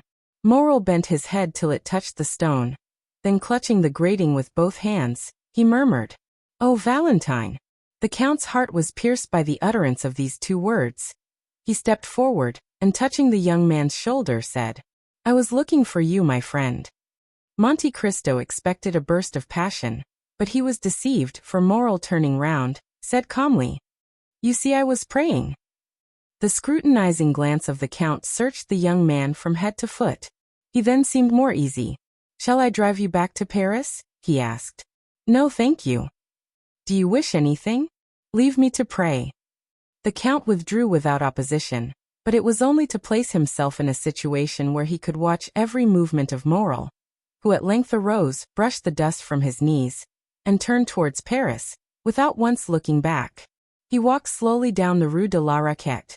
The Count, dismissing his carriage, followed him about 100 paces behind. Maximilian crossed the canal, and entered the Rue Meslay by the boulevards. 5 minutes after the door had been closed on Morrel's entrance, it was again opened for the Count. Julie was at the entrance of the garden, where she was attentively watching Penelon, who, entering with zeal into his profession of gardener, was very busy grafting some Bengal roses. "Ah, Count," she exclaimed, with the delight manifested by every member of the family whenever he visited the Rue Meslay. "Maximilian has just returned, has he not, madam?" asked the Count. 50123M. Yes, I think I saw him pass, but pray call Emmanuel. Excuse me, madam, but I must go up to Maximilian's room this instant, replied Monte Cristo. I have something of the greatest importance to tell him. Go then, she said with a charming smile, which accompanied him until he had disappeared. Monte Cristo soon ran up the staircase conducting from the ground floor to Maximilian's room. When he reached the landing he listened attentively, but all was still. Like many old houses occupied by a single family, the room door was paneled with glass, but it was locked. Maximilian was shut in, and it was impossible to see what was passing in the room, because a red curtain was drawn before the glass. The Count's anxiety was manifested by a bright color which seldom appeared on the face of that imperturbable man. What shall I do? He uttered, and reflected for a moment. Shall I ring? No, the sound of a bell, announcing a visitor, will but accelerate the resolution of one in Maximilian's situation, and then the bell would be followed by a louder noise. Monte Cristo trembled from head to foot, and as if his determination had been taken with the rapidity of lightning, he struck one of the panes of glass with his elbow. The glass was shivered to atoms. Then withdrawing the curtain he saw Morrel, who had been writing at his desk, bound from his seat at the noise of the broken window. I beg 1,000 pardons, said the Count. There is nothing the matter, but I slipped down and broke one of your panes of glass with my elbow. Since it is opened, I will take advantage of it to enter your room. Do not disturb yourself. Do not disturb yourself. And passing his hand through the broken glass, the Count opened the door. Morrel, evidently discomposed, came to meet Monte Cristo less with the intention of receiving him than to exclude his entry. Ma foi, said Monte Cristo, rubbing his elbow. It's all your servant's fault.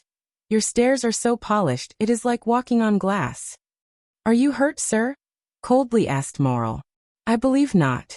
But what are you about there? You were writing. Your fingers are stained with ink. Ah, true, I was writing. I do sometimes, soldier though I am.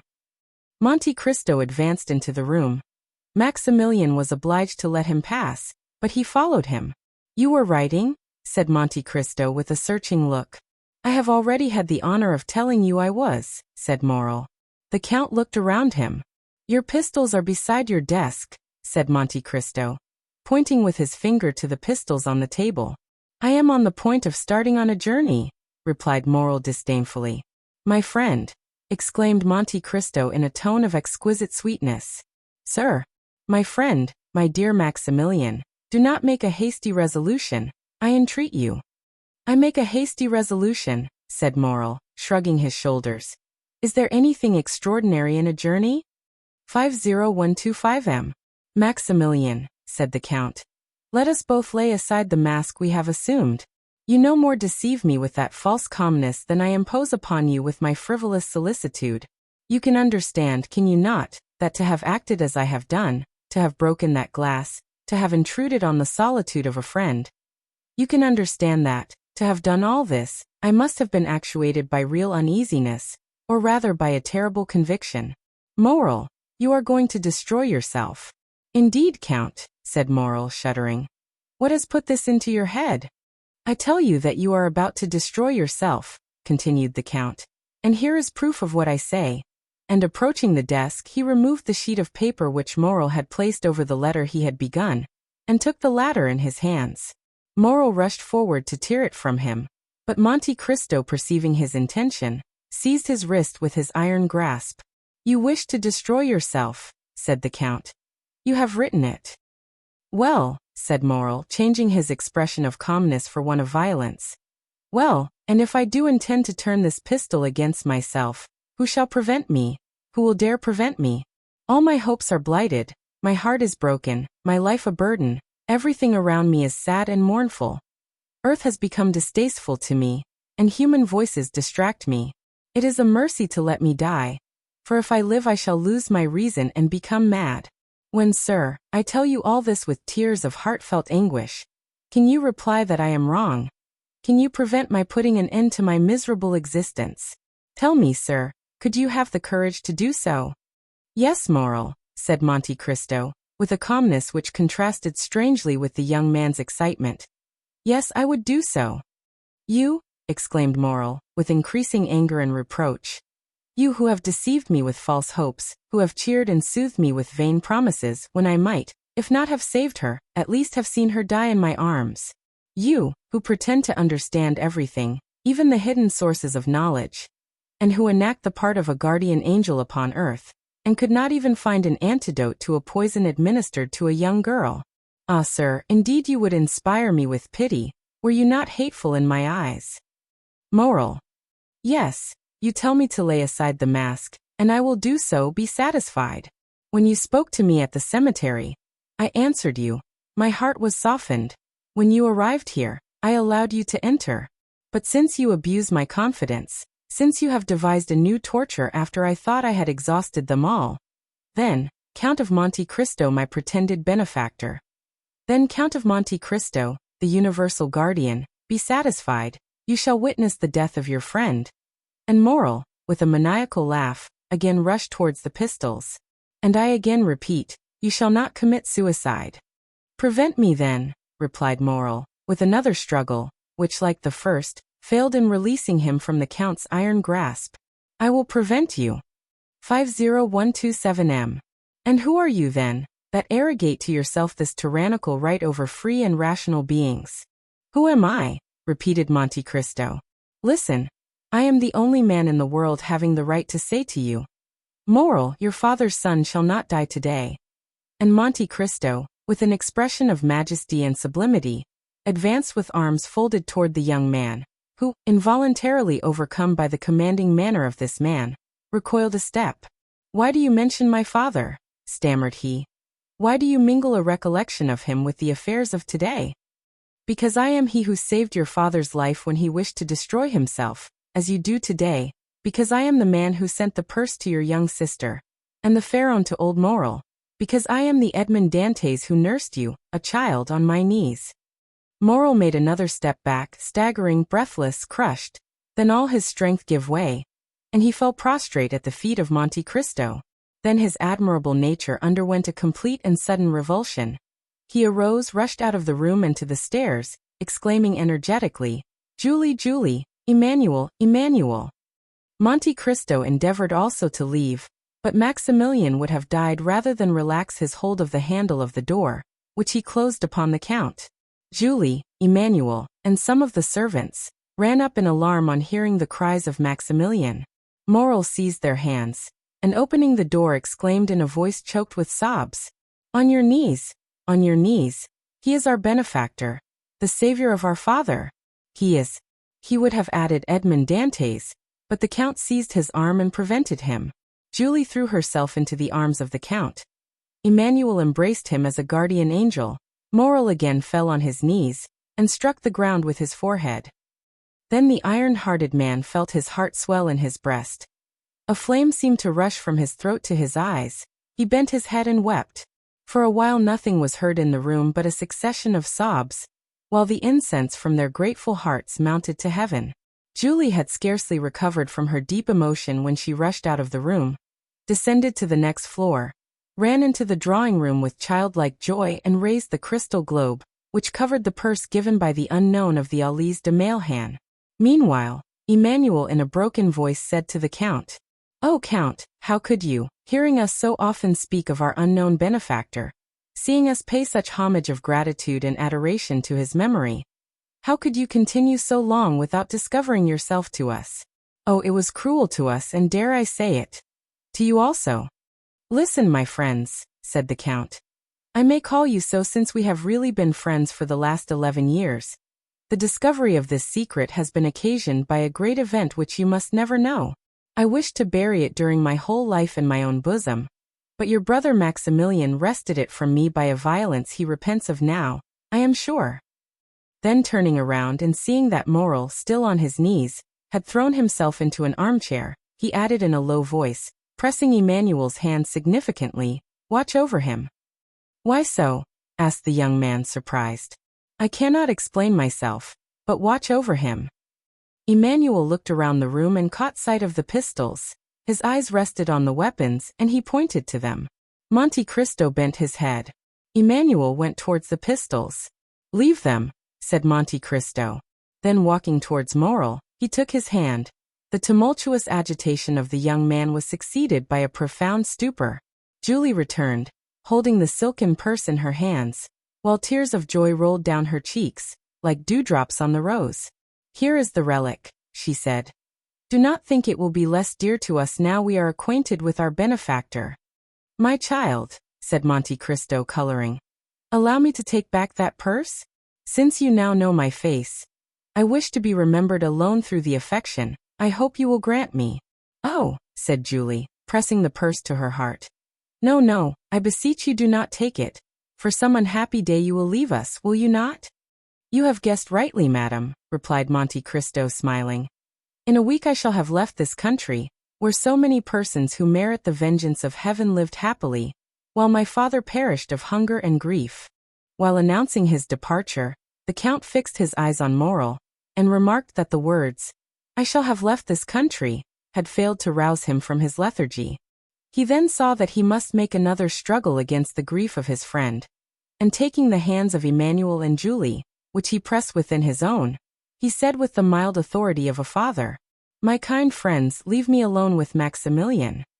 Julie saw the means offered of carrying off her precious relic, which Monte Cristo had forgotten. She drew her husband to the door. "Let us leave them," she said. The Count was alone with Morrel, who remained motionless as a statue. "Come," said Monte Cristo, touching his shoulder with his finger. "Are you a man again, Maximilian?" "Yes, for I begin to suffer again."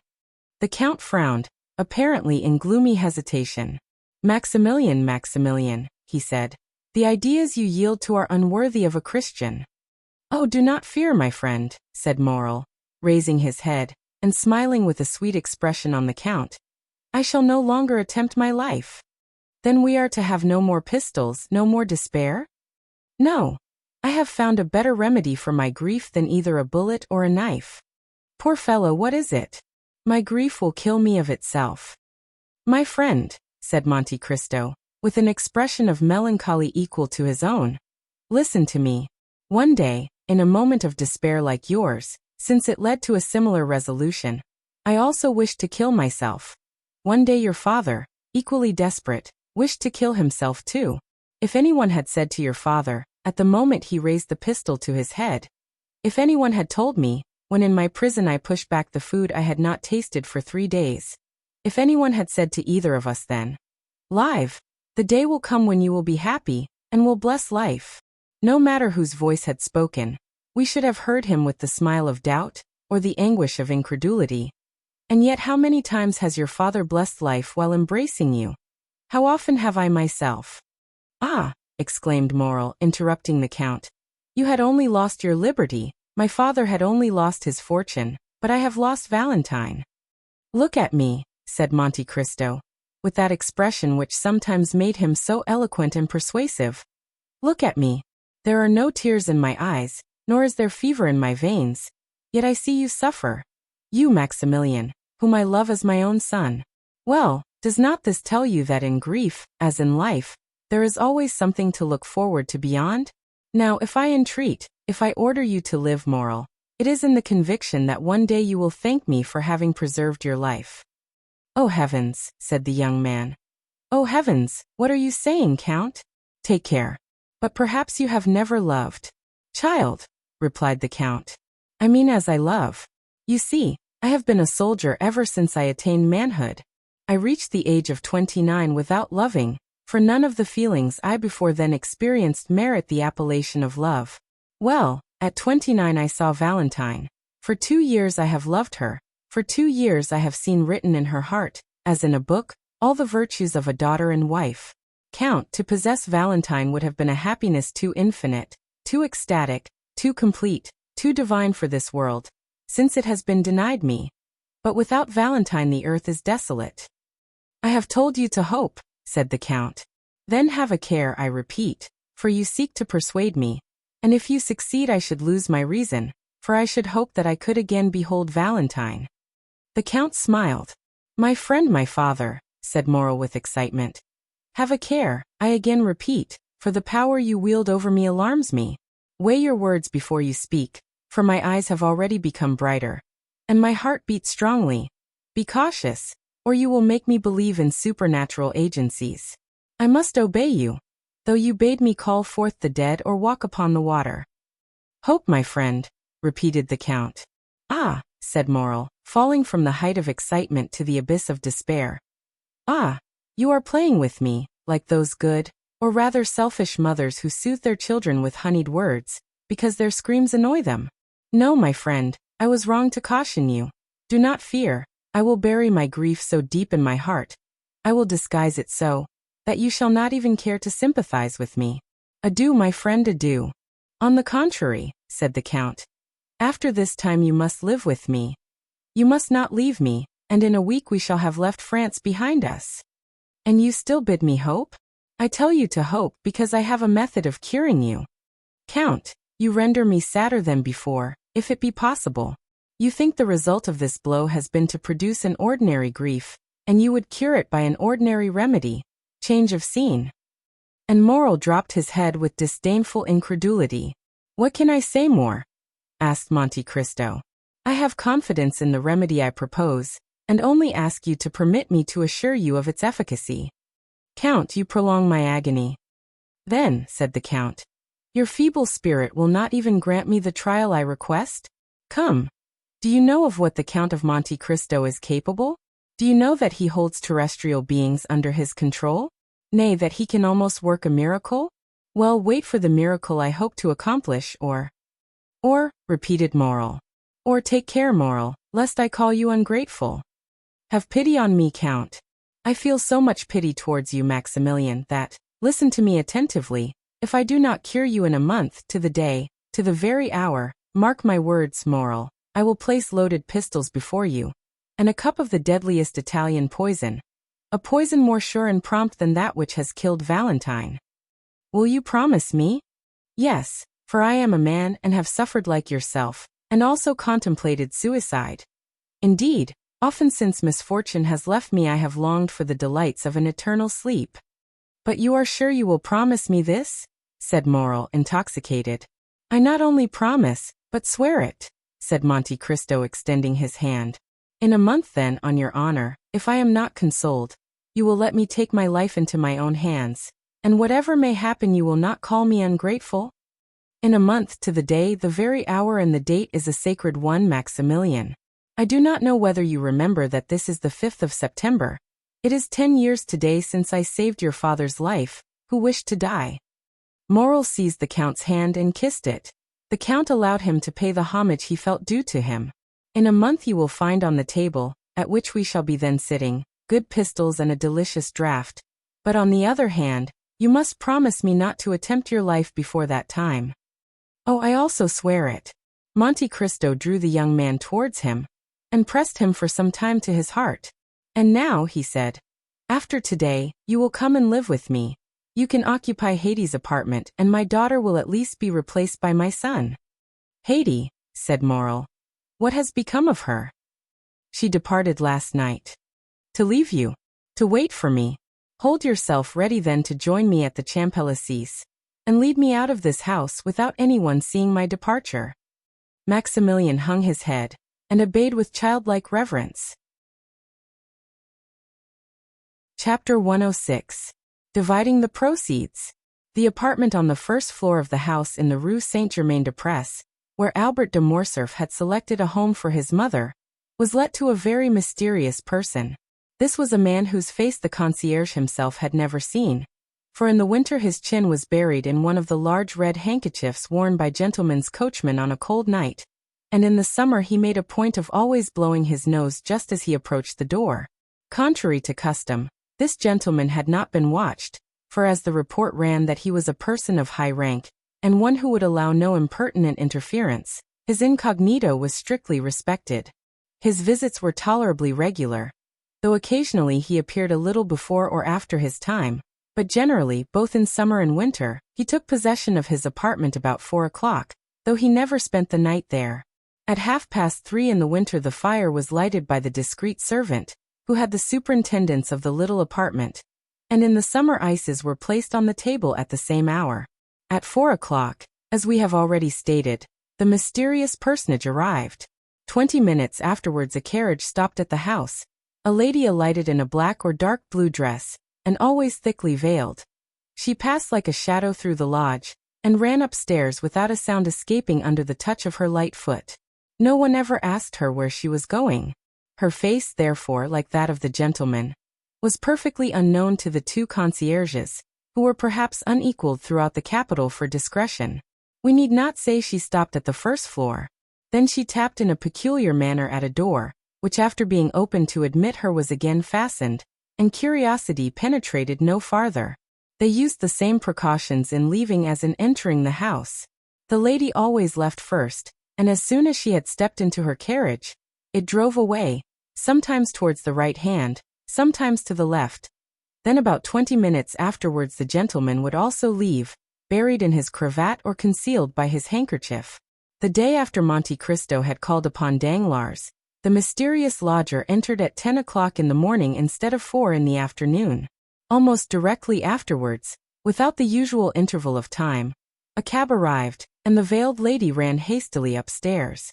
The door opened, but before it could be closed, the lady exclaimed, "Oh, Lucien! Oh, my friend!" The concierge therefore heard for the first time that the lodger's name was Lucien. Still, as he was the very perfection of a doorkeeper, he made up his mind not to tell his wife. "Well, what is the matter, my dear?" asked the gentleman whose name the lady's agitation revealed. "Tell me what is the matter." "Oh, Lucien, can I confide in you? Of course you know you can do so. But what can be the matter? Your note of this morning has completely bewildered me. This precipitation, this unusual appointment. Come, ease me of my anxiety, or else frighten me at once." "Lucien, a great event has happened," said the lady, glancing inquiringly at Lucien. Danglars left last night." "Left? Danglars left? Where has he gone?" "I do not know." "What do you mean? Has he gone intending not to return?" "Undoubtedly. At 10 o'clock at night his horses took him to the barrier of Charenton. There a post-chaise was waiting for him. He entered it with his valet de chambre, saying that he was going to Fontainebleau." "Then what did you mean?" "Stay, he left a letter for me." "A letter?" "Yes, read it." And the Baroness took from her pocket a letter which she gave to Debray. Debray paused a moment before reading, as if trying to guess its contents, or perhaps while making up his mind how to act, whatever it might contain. No doubt his ideas were arranged in a few minutes, for he began reading the letter which caused so much uneasiness in the heart of the Baroness, and which ran as follows: "Madam and most faithful wife." Debray mechanically stopped and looked at the Baroness, whose face became covered with blushes. "Read," she said. Debray continued, "When you receive this, you will no longer have a husband. Oh, you need not be alarmed. You will only have lost him as you have lost your daughter. I mean that I shall be traveling on one of the 30 or 40 roads leading out of France. I owe you some explanations for my conduct, and as you are a woman that can perfectly understand me, I will give them. Listen then. I received this morning 5 millions which I paid away. Almost directly afterwards another demand for the same sum was presented to me. I put this creditor off till tomorrow, and I intend leaving today, to escape that tomorrow, which would be rather too unpleasant for me to endure. You understand this, do you not, my most precious wife? I say you understand this because you are as conversant with my affairs as I am. Indeed, I think you understand them better, since I am ignorant of what has become of a considerable portion of my fortune, once very tolerable, while I am sure, madam, that you know perfectly well. For women have infallible instincts. They can even explain the marvelous by an algebraic calculation they have invented. But I, who only understand my own figures, know nothing more than that one day these figures deceived me. Have you admired the rapidity of my fall? Have you been slightly dazzled at the sudden fusion of my ingots? I confess I have seen nothing but the fire. Let us hope you have found some gold among the ashes. With this consoling idea, I leave you, madam, and most prudent wife, without any conscientious reproach for abandoning you. You have friends left, and the ashes I have already mentioned, and above all the liberty I hasten to restore to you. And here, madam, I must add another word of explanation. So long as I hoped you were working for the good of our house and for the fortune of our daughter, I philosophically closed my eyes. But as you have transformed that house into a vast ruin, I will not be the foundation of another man's fortune. You were rich when I married you, but little respected. Excuse me for speaking so very candidly, but as this is intended only for ourselves, I do not see why I should weigh my words. I have augmented our fortune, and it has continued to increase during the last 15 years, till extraordinary and unexpected catastrophes have suddenly overturned it. Without any fault of mine, I can honestly declare. You, madam, have only sought to increase your own, and I am convinced that you have succeeded.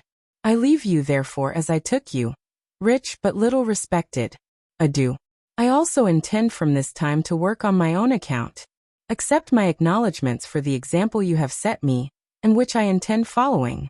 Your very devoted husband, Baron Danglars. The Baroness had watched Debray while he read this long and painful letter, and saw him, notwithstanding his self-control, change color once or twice. When he had ended the perusal, he folded the letter and resumed his pensive attitude. Well?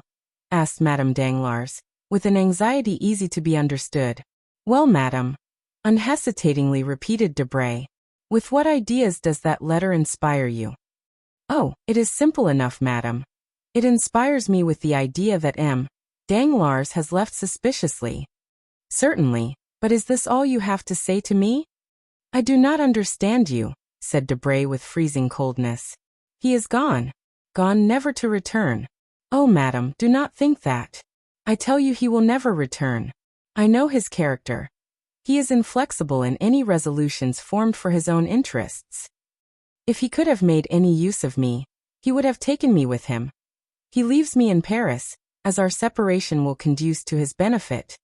Therefore he has gone, and I am free forever, added Madame Danglars, in the same supplicating tone. Debray, instead of answering, allowed her to remain in an attitude of nervous inquiry. Well, she said at length, do you not answer me?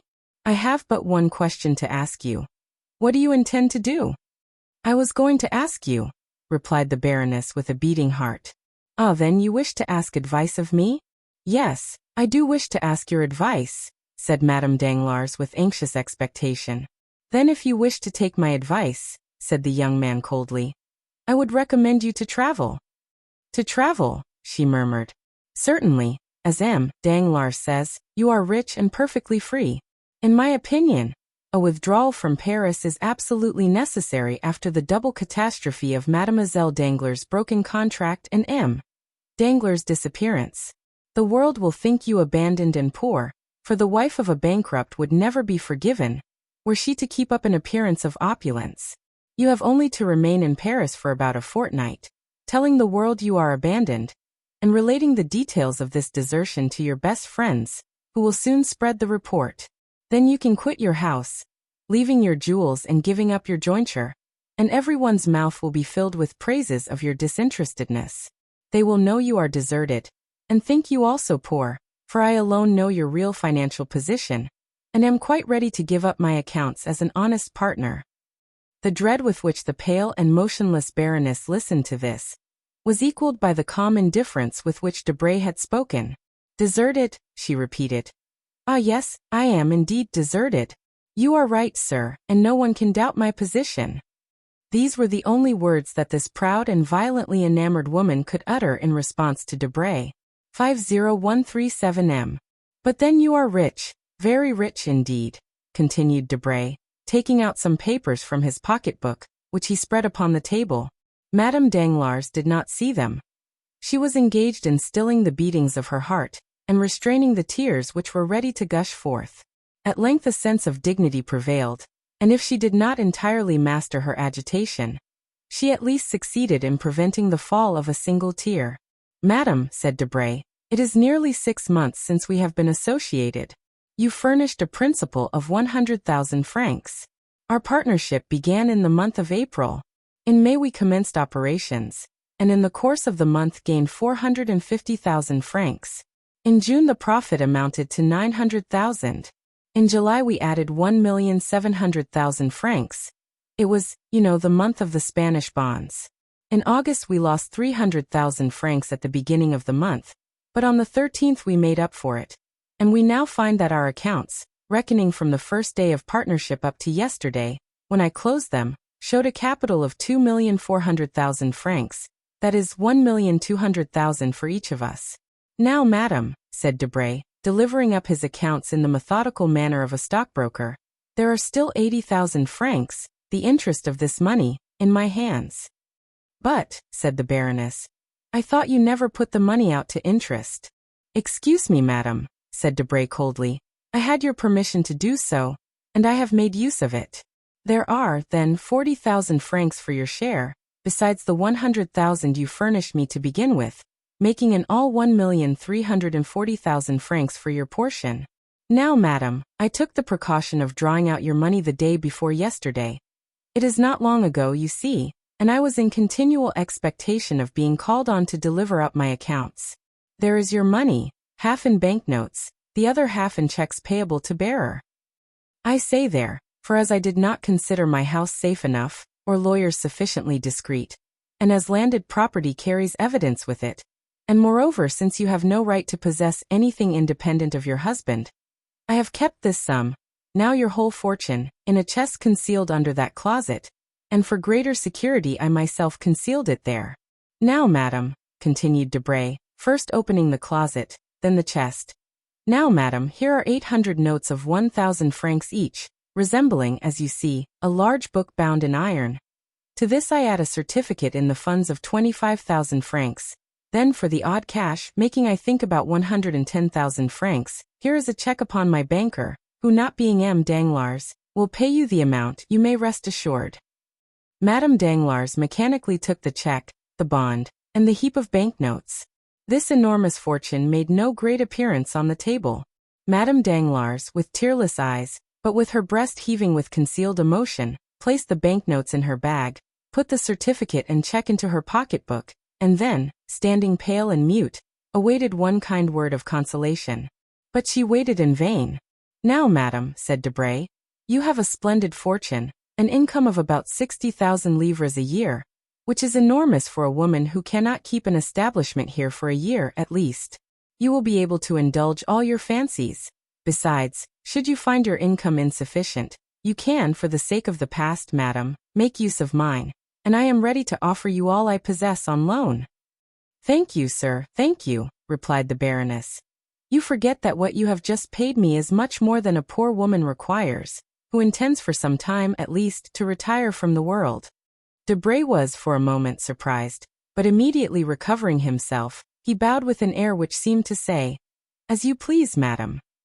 Madame Danglars had until then, perhaps, hoped for something, but when she saw the careless bow of Debray, and the glance by which it was accompanied, together with his significant silence, she raised her head, and without passion or violence or even hesitation, ran downstairs, disdaining to address a last farewell to one who could thus part from her. Bah, said Debray when she had left. These are fine projects. She will remain at home, read novels, and speculate at cards, since she can no longer do so on the bourse. Then taking up his account book, he cancelled with the greatest care all the entries of the amounts he had just paid away. I have 1,060,000 francs remaining, he said. What a pity Mademoiselle de Villefort is dead. She suited me in every respect, and I would have married her. And he calmly waited until the 20 minutes had elapsed after Madame Danglars' departure, before he left the house. During this time he occupied himself in making figures, with his watch by his side. Asmodeus, that diabolical personage, who would have been created by every fertile imagination if Le Sage had not acquired the priority in his great masterpiece, would have enjoyed a singular spectacle, if he had lifted up the roof of the little house in the Rue Saint-Germain-des-Prés, while Debray was casting up his figures. Above the room in which Debray had been dividing 2.5 millions with Madame Danglars was another, inhabited by persons who have played too prominent a part in the incidents we have related for their appearance not to create some interest. Mercédès and Albert were in that room. Mercédès was much changed within the last few days. Not that even in her days of fortune she had ever dressed with the magnificent display, which makes us no longer able to recognize a woman when she appears in a plain and simple attire. Nor indeed, had she fallen into that state of depression where it is impossible to conceal the garb of misery. No, the change in Mercédès was that her eye no longer sparkled, her lips no longer smiled, and there was now a hesitation in uttering the words which, formerly sprang so fluently from her ready wit. It was not poverty which had broken her spirit. It was not a want of courage which rendered her poverty burdensome. Mercedes, although deposed from the exalted position she had occupied, lost in the sphere she had now chosen, like a person passing from a room splendidly lighted into utter darkness, appeared like a queen, fallen from her palace to a hovel, and who, reduced to strict necessity, could neither become reconciled to the earthen vessels she was herself forced to place upon the table, nor to the humble pallet which had become her bed. The beautiful Catalane and noble countess had lost both her proud glance and charming smile, because she saw nothing but misery around her. The walls were hung with one of the grey papers which economical landlords choose as not likely to show the dirt. The floor was uncarpeted. The furniture attracted the attention to the poor attempt at luxury. Indeed, everything offended eyes accustomed to refinement and elegance. Madame de Morcerf had lived there since leaving her house. The continual silence of the spot oppressed her. Still, seeing that Albert continually watched her countenance to judge the state of her feelings, she constrained herself to assume a monotonous smile of the lips alone, which, contrasted with the sweet and beaming expression that usually shone from her eyes, seemed like moonlight on a statue, yielding light without warmth. Albert, too, was ill at ease. The remains of luxury prevented him from sinking into his actual position. If he wished to go out without gloves, his hands appeared too white. If he wished to walk through the town, his boots seemed too highly polished.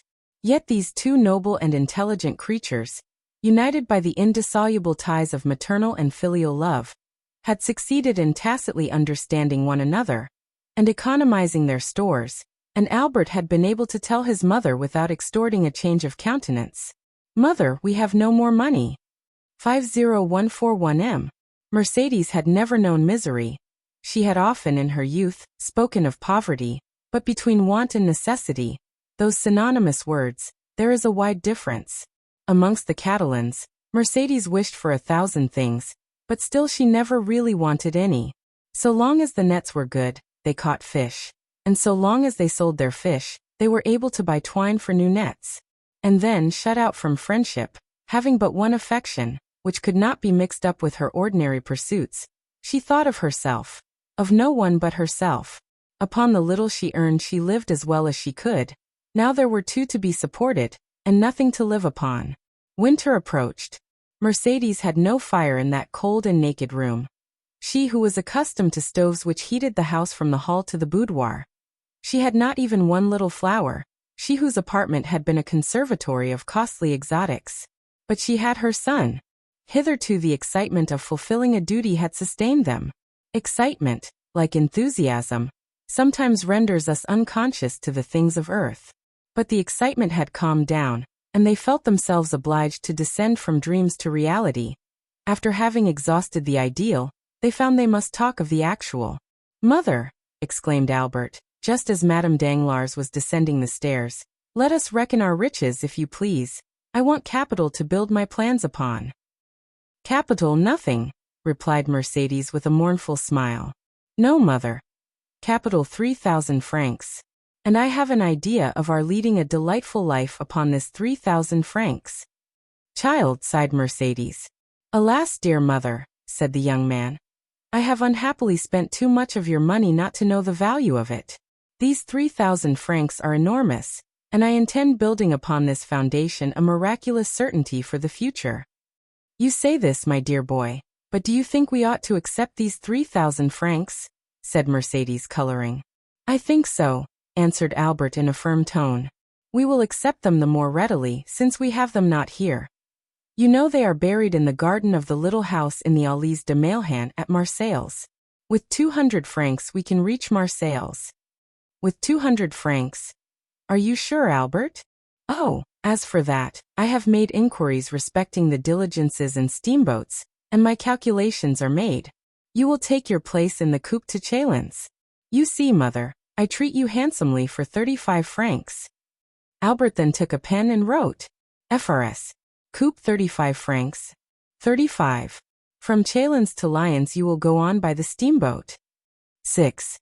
From Lyons to Avignon still by steamboat. 16. From Avignon to Marseilles, 7 francs. 7. Expenses on the road, about 50 francs. 50. Total. 114 FRS. Let us put down 120, added Albert, smiling. You see I am generous, am I not, mother? But you, my poor child? Do you not see that I reserve 80 francs for myself? A young man does not require luxuries. Besides, I know what traveling is. With a post-chaise and valet de chambre? Anyway, mother. Well, be it so. But these 200 francs. Here they are, and 200 more besides. See, I have sold my watch for 100 francs, and the garden seals for 300. How fortunate that the ornaments were worth more than the watch. Still the same story of superfluities. Now I think we are rich, since instead of the 114 francs we require for the journey, we find ourselves in possession of 250. But we owe something in this house. 30 francs, but I pay that out of my 150 francs. That is understood. And as I require only 80 francs for my journey, you see I am overwhelmed with luxury. But that is not all. What do you say to this, mother? And Albert took out of a little pocketbook with golden clasps, a remnant of his old fancies, or perhaps a tender souvenir from one of the mysterious and veiled ladies who used to knock at his little door. Albert took out of this pocketbook a note of 1,000 francs. What is this? Asked Mercedes. 1,000 francs. But whence have you obtained them? Listen to me, mother, and do not yield too much to agitation. And Albert, rising, kissed his mother on both cheeks, then stood looking at her. You cannot imagine, mother, how beautiful I think you, said the young man, impressed with a profound feeling of filial love. You are, indeed, the most beautiful and most noble woman I ever saw. Dear child, said Mercedes, endeavoring in vain to restrain a tear which glistened in the corner of her eye. Indeed, you only wanted misfortune to change my love for you to admiration. I am not unhappy while I possess my son. Ah, just so, said Albert. Here begins the trial. Do you know the decision we have come to, mother? Have we come to any? Yes. It is decided that you are to live at Marseilles, and that I am to leave for Africa, where I will earn for myself the right to use the name I now bear, instead of the one I have thrown aside. Mercedes sighed. Well, mother, I yesterday engaged myself as substitute in the Spahis. 25, added the young man, lowering his eyes with a certain feeling of shame, for even he was unconscious of the sublimity of his self-abasement. I thought my body was my own, and that I might sell it. I yesterday took the place of another. I sold myself for more than I thought I was worth, he added, attempting to smile. I fetched 2,000 francs. Then these 1,000 francs, said Mercedes, shuddering, are the half of the sum, mother. The other will be paid in a year. Mercedes raised her eyes to heaven with an expression it would be impossible to describe, and tears, which had hitherto been restrained, now yielded to her emotion and ran down her cheeks. The price of his blood, she murmured. Yes, if I am killed, said Albert, laughing. But I assure you, mother, I have a strong intention of defending my person, and I never felt half so strong an inclination to live as I do now. Merciful heavens! Besides, mother, why should you make up your mind that I am to be killed? Has Lamoricier, that nay of the South, been killed? Has Changarnier been killed? Has Beto been killed? Has Morel, whom we know, been killed? Think of your joy, mother, when you see me return with an embroidered uniform. I declare, I expect to look magnificent in it, and chose that regiment only from vanity. Mercedes sighed while endeavoring to smile. The devoted mother felt that she ought not to allow the whole weight of the sacrifice to fall upon her son. Well, now you understand, mother, continued Albert. Here are more than 4,000 francs settled on you. Upon these you can live at least 2 years. Do you think so? Said Mercedes. These words were uttered in so mournful a tone that their real meaning did not escape Albert. He felt his heart beat, and taking his mother's hand within his own, he said, tenderly, Yes, you will live. I shall live. Then you will not leave me, Albert? Mother, I must go, said Albert in a firm, calm voice. You love me too well to wish me to remain useless and idle with you. Besides, I have signed 50145M. You will obey your own wish and the will of heaven. Not my own wish, mother, but reason, necessity. Are we not two despairing creatures? What is life to you? Nothing. What is life to me? Very little without you, mother. For believe me, but for you I should have ceased to live on the day I doubted my father and renounced his name. Well, I will live, if you promise me still to hope.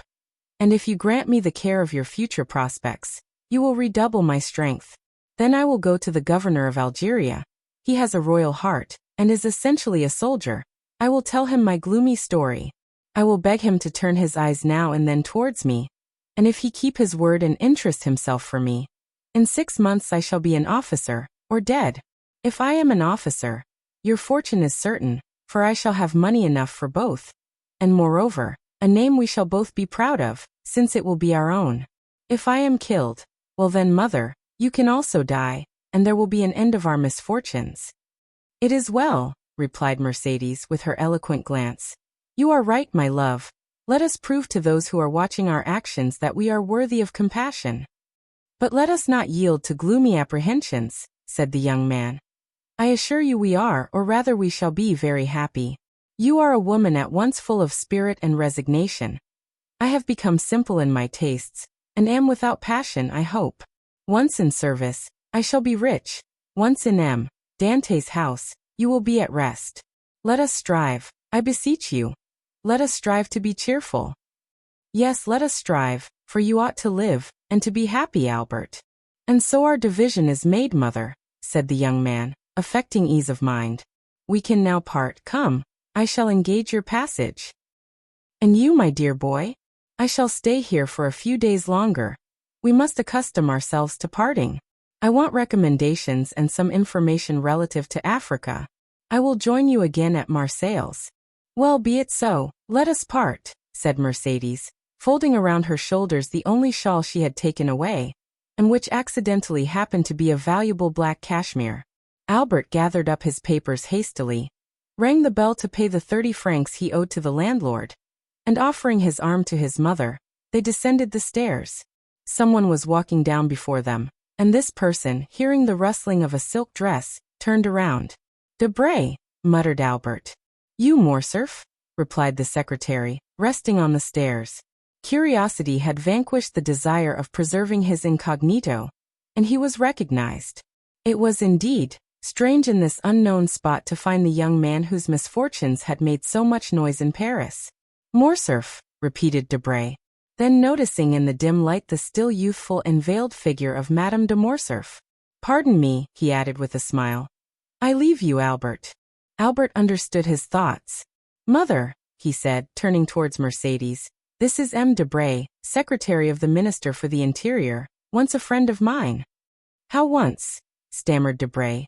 What do you mean? I say so, M. Debray, because I have no friends now, and I ought not to have any. I thank you for having recognized me, sir. Debray stepped forward, and cordially pressed the hand of his interlocutor. Believe me, dear Albert, he said, with all the emotion he was capable of feeling, believe me, I feel deeply for your misfortunes, and if in any way I can serve you, I am yours. Thank you, sir, said Albert, smiling. In the midst of our misfortunes, we are still rich enough not to require assistance from anyone. We are leaving Paris, and when our journey is paid, we shall have 5,000 francs left. The blood mounted to the temples of Debray, who held 1,000,000 in his pocketbook, and unimaginative as he was, he could not help reflecting that the same house had contained 2 women, one of whom, justly dishonored, had left it poor with 1,500,000 francs under her cloak, while the other, unjustly stricken, but sublime in her misfortune, was yet rich with a few deniers. This parallel disturbed his usual politeness. The philosophy he witnessed appalled him. He muttered a few words of general civility and ran downstairs. That day the minister's clerks and the subordinates had a great deal to put up with from his ill humor. But that same night, he found himself the possessor of a fine house, situated on the Boulevard de la Madeleine, and an income of 50,000 livres. The next day, just as Debray was signing the deed, that is about 5 o'clock in the afternoon, Madame de Morcerf, after having affectionately embraced her son, entered the coupe of the diligence, which closed upon her. A man was hidden in Laffitte's banking house, behind one of the little arched windows which are placed above each desk. He saw Mercedes enter the diligence, and he also saw Albert withdraw. Then he passed his hand across his forehead, which was clouded with doubt. Alas, he exclaimed, How can I restore the happiness I have taken away from these poor innocent creatures? God help me. Chapter 107. The Lion's Den. One division of law force, in which the most dangerous and desperate prisoners are confined, is called the Court of St. Bernard. The prisoners, in their expressive language, have named it the Lion's Den, probably because the captives possess teeth which frequently gnaw the bars, and sometimes the keepers also. It is a prison within a prison. The walls are double the thickness of the rest. The gratings are every day carefully examined by jailers, whose Herculean proportions and cold, pitiless expression prove them to have been chosen to reign over their subjects for their superior activity and intelligence. The courtyard of this quarter is enclosed by enormous walls, over which the sun glances obliquely, when it deigns to penetrate into this gulf of moral and physical deformity. On this paved yard are to be seen, pacing to and fro from morning till night, pale, careworn and haggard like so many shadows, the men whom justice holds beneath the steel she is sharpening. There, crouched against the side of the wall which attracts and retains the most heat, they may be seen sometimes talking to one another, but more frequently alone, watching the door, which sometimes opens to call forth one from the gloomy assemblage, or to throw in another outcast from society. The Court of St. Bernard has its own particular apartment for the reception of guests. It is a long rectangle, divided by two upright gratings placed at a distance of 3 feet from one another to prevent a visitor from shaking hands with or passing anything to the prisoners. It is a wretched, damp, nay, even horrible spot, more especially when we consider the agonizing conferences which have taken place between those iron bars. And yet, frightful though this spot may be, it is looked upon as a kind of paradise by the men whose days are numbered. It is so rare for them to leave the Lion's Den for any other place than the Barrier Saint-Jacques, the galleys, or solitary confinement. In the court which we have attempted to describe, and from which a damp vapor was rising, a young man with his hands in his pockets, who had excited much curiosity among the inhabitants of the den, might be seen walking. The cut of his clothes would have made him pass for an elegant man, if those clothes had not been torn to shreds. Still they did not show signs of wear, and the fine cloth, beneath the careful hands of the prisoner, soon recovered its gloss in the parts which were still perfect, for the wearer tried his best to make it assume the appearance of a new coat. He bestowed the same attention upon the cambric front of a shirt, which had considerably changed in color since his entrance into the prison, and he polished his varnished boots with the corner of a handkerchief embroidered with initials surmounted by a coronet. Some of the inmates of the Lion's Den were watching the operations of the prisoner's toilet with considerable interest. "See, the prince is pluming himself," said one of the thieves. "He's a fine-looking fellow," said another. "If he had only a comb and hair grease, he'd take the shine off the gentleman in white kids.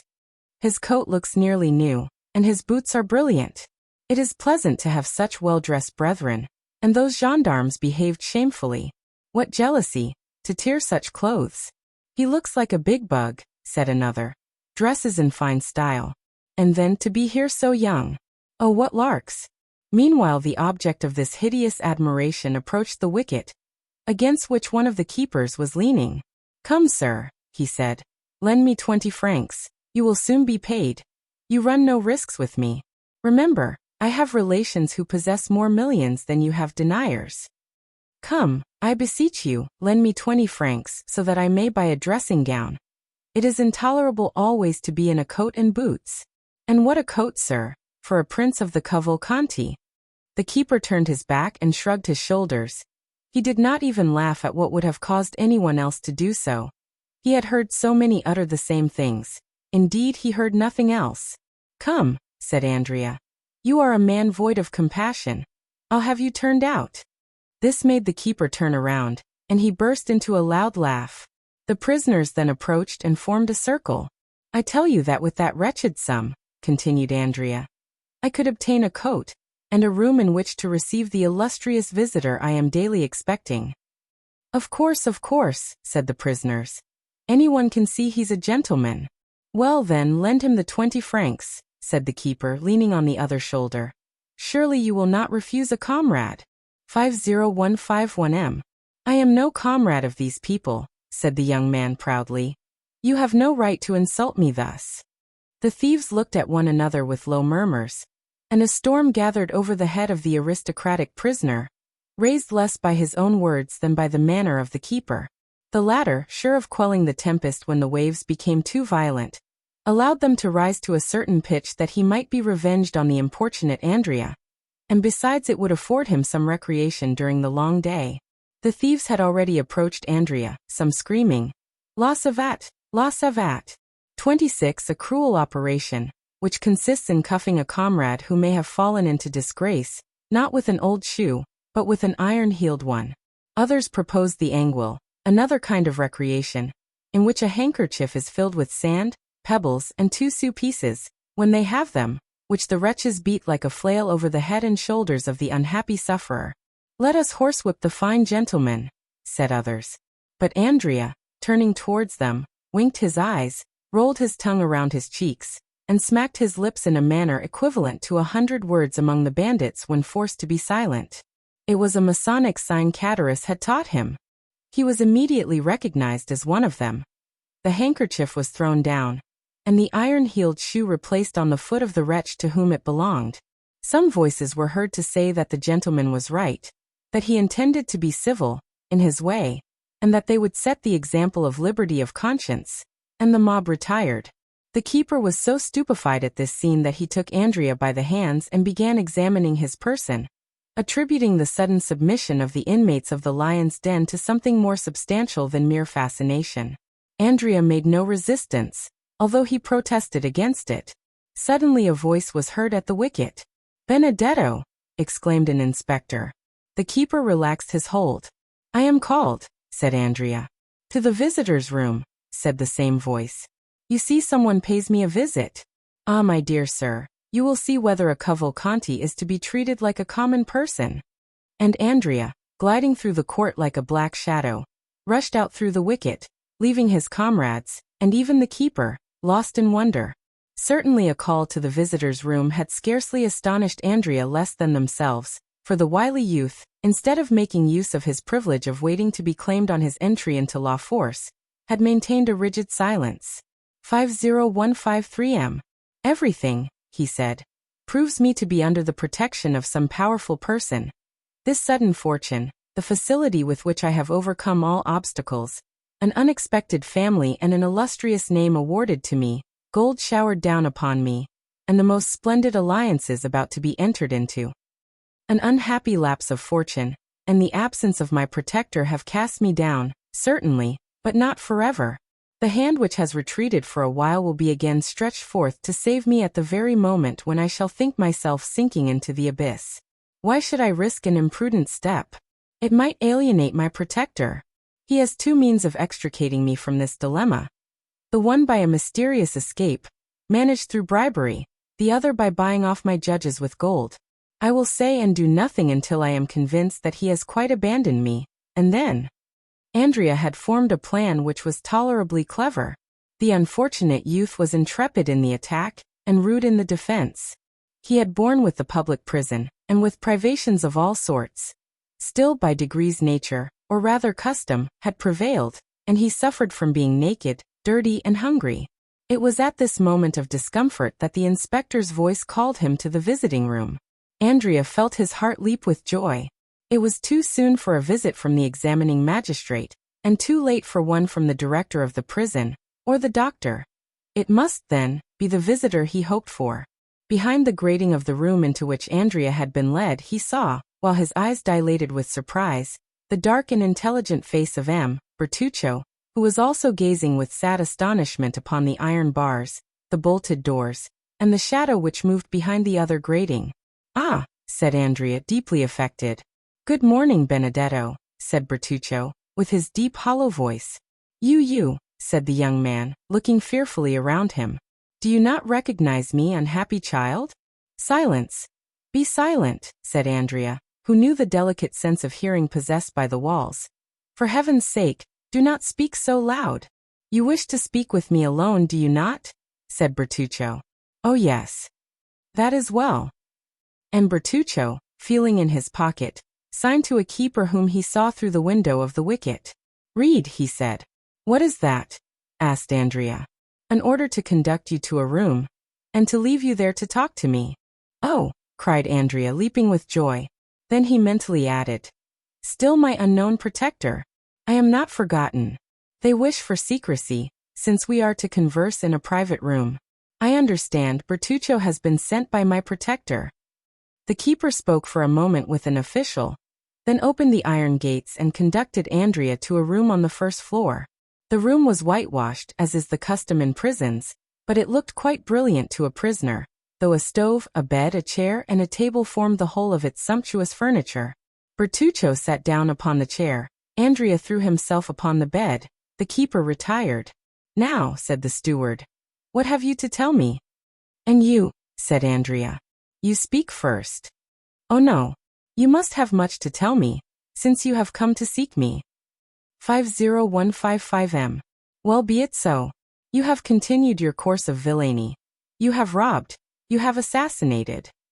Well, I should say, if you had me taken to a private room only to tell me this, you might have saved yourself the trouble. I know all these things, but there are some with which, on the contrary, I am not acquainted. Let us talk of those, if you please. Who sent you? Come, come, you are going on quickly, and Benedetto. Yes, and to the point. Let us dispense with useless words. Who sends you? No one. How did you know I was in prison?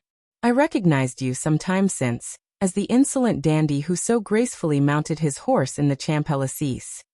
"Oh, the Champs-Élysées? Ah yes, we burn, as they say at the game of pincette.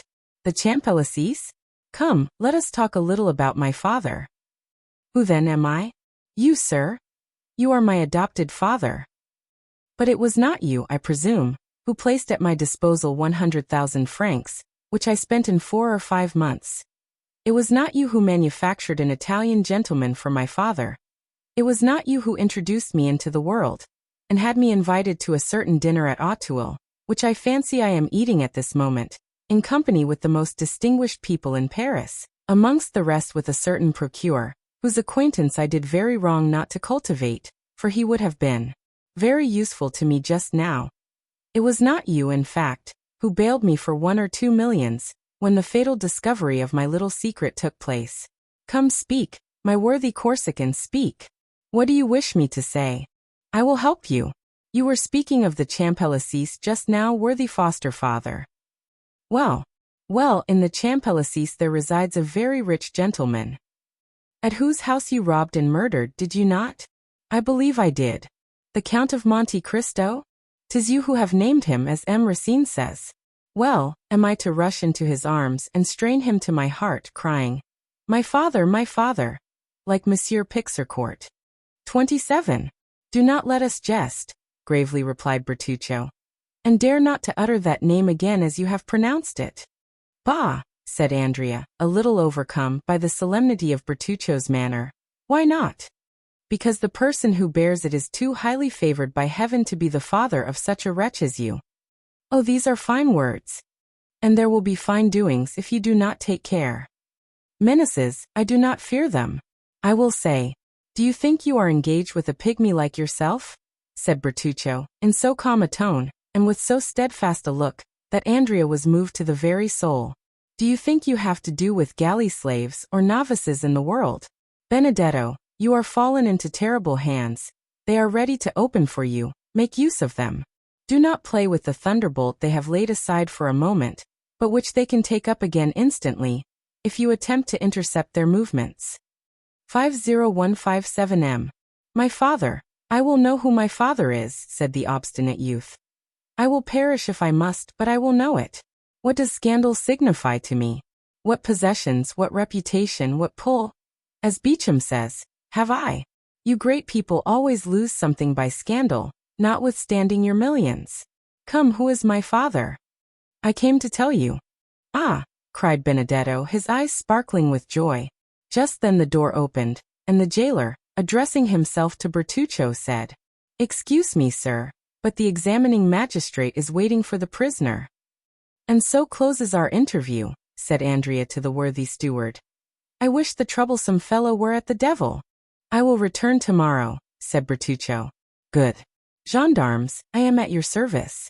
Ah, sir, do leave a few crowns for me at the gate that I may have some things I am in need of. It shall be done, replied Bertuccio. Andrea extended his hand. Bertuccio kept his own in his pocket, and merely jingled a few pieces of money. "That's what I mean," said Andrea, endeavoring to smile, quite overcome by the strange tranquility of Bertuccio. "Can I be deceived?" he murmured, as he stepped into the oblong and grated vehicle which they call the salad basket. "Never mind, we shall see. Tomorrow then," he added, turning towards Bertuccio. "Tomorrow," replied the steward. Chapter 108. The Judge. We remember that the Abbé Busoni remained alone with Noirtier in the chamber of death, and that the old man and the priest were the sole guardians of the young girl's body. Perhaps it was the Christian exhortations of the abbé, perhaps his kind charity, perhaps his persuasive words, which had restored the courage of Noirtier. For ever since he had conversed with the priest his violent despair had yielded to a calm resignation which surprised all who knew his excessive affection for Valentine. M. de Villefort had not seen his father since the morning of the death. The whole establishment had been changed. Another valet was engaged for himself, a new servant for Noirtier. 2 women had entered Madame de Villefort's service. In fact, everywhere, to the concierge and coachman, new faces were presented to the different masters of the house, thus widening the division which had always existed between the members of the same family. The assizes also were about to begin, and Villefort, shut up in his room, exerted himself with feverish anxiety in drawing up the case against the murderer of Cadaris. This affair, like all those in which the Count of Monte Cristo had interfered, caused a great sensation in Paris.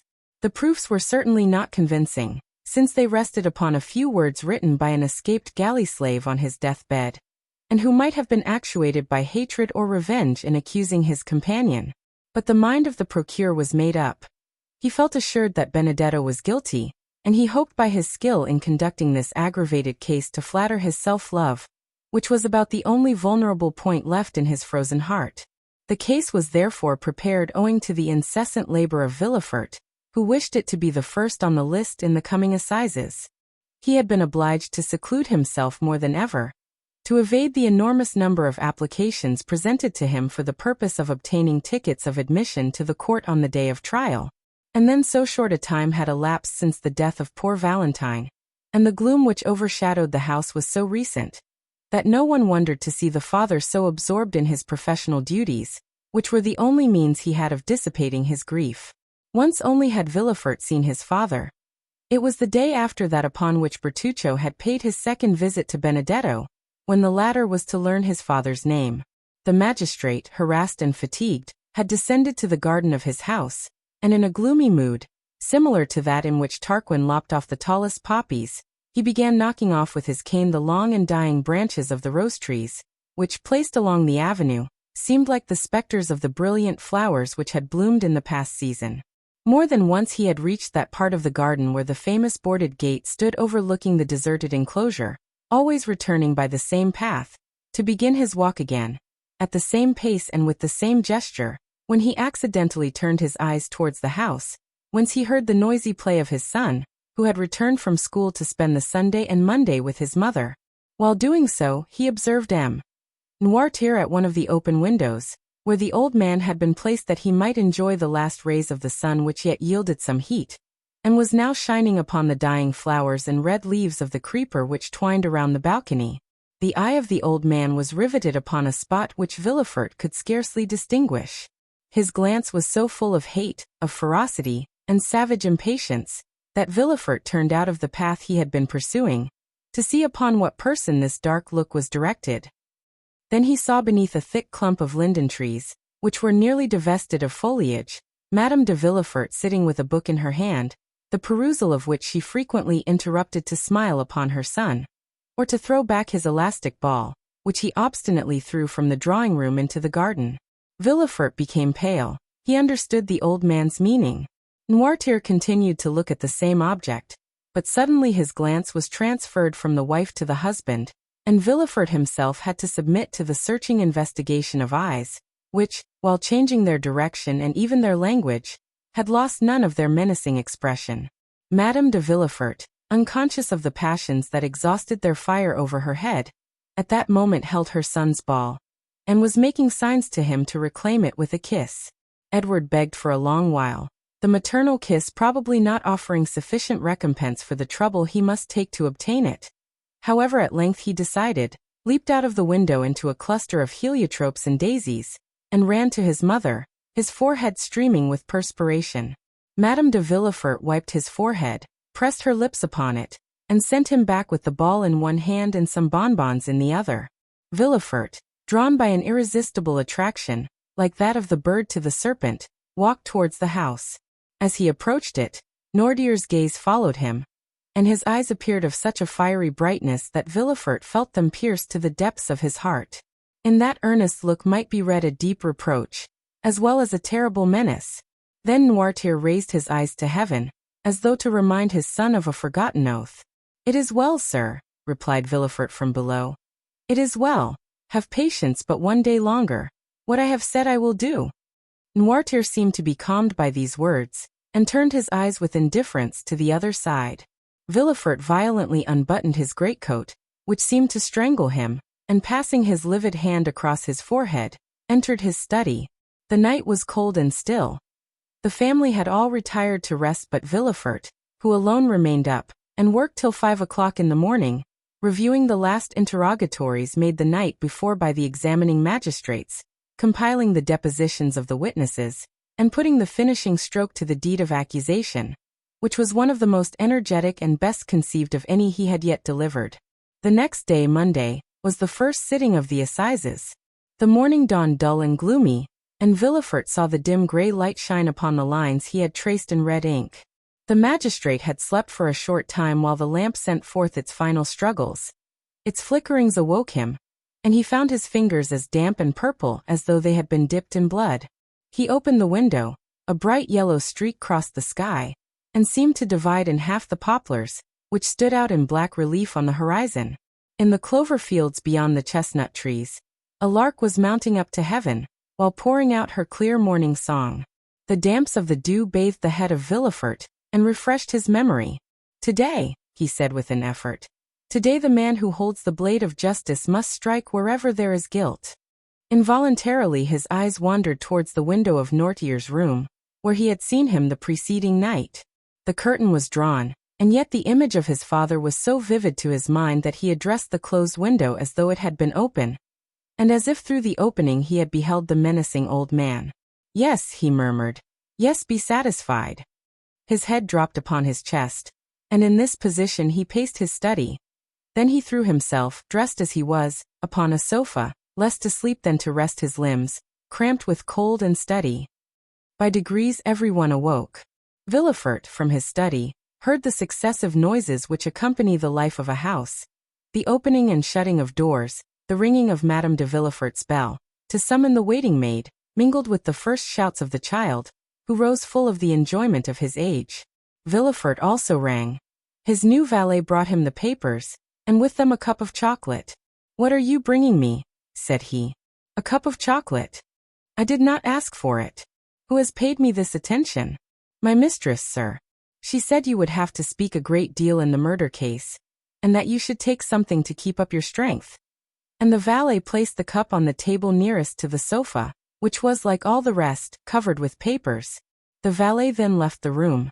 Villefort looked for an instant with a gloomy expression. Then suddenly, taking it up with a nervous motion, he swallowed its contents at one draught.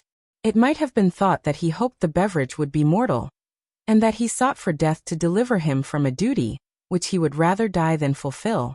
He then rose, and paced his room with a smile it would have been terrible to witness. The chocolate was inoffensive for M. de Villefort felt no effects.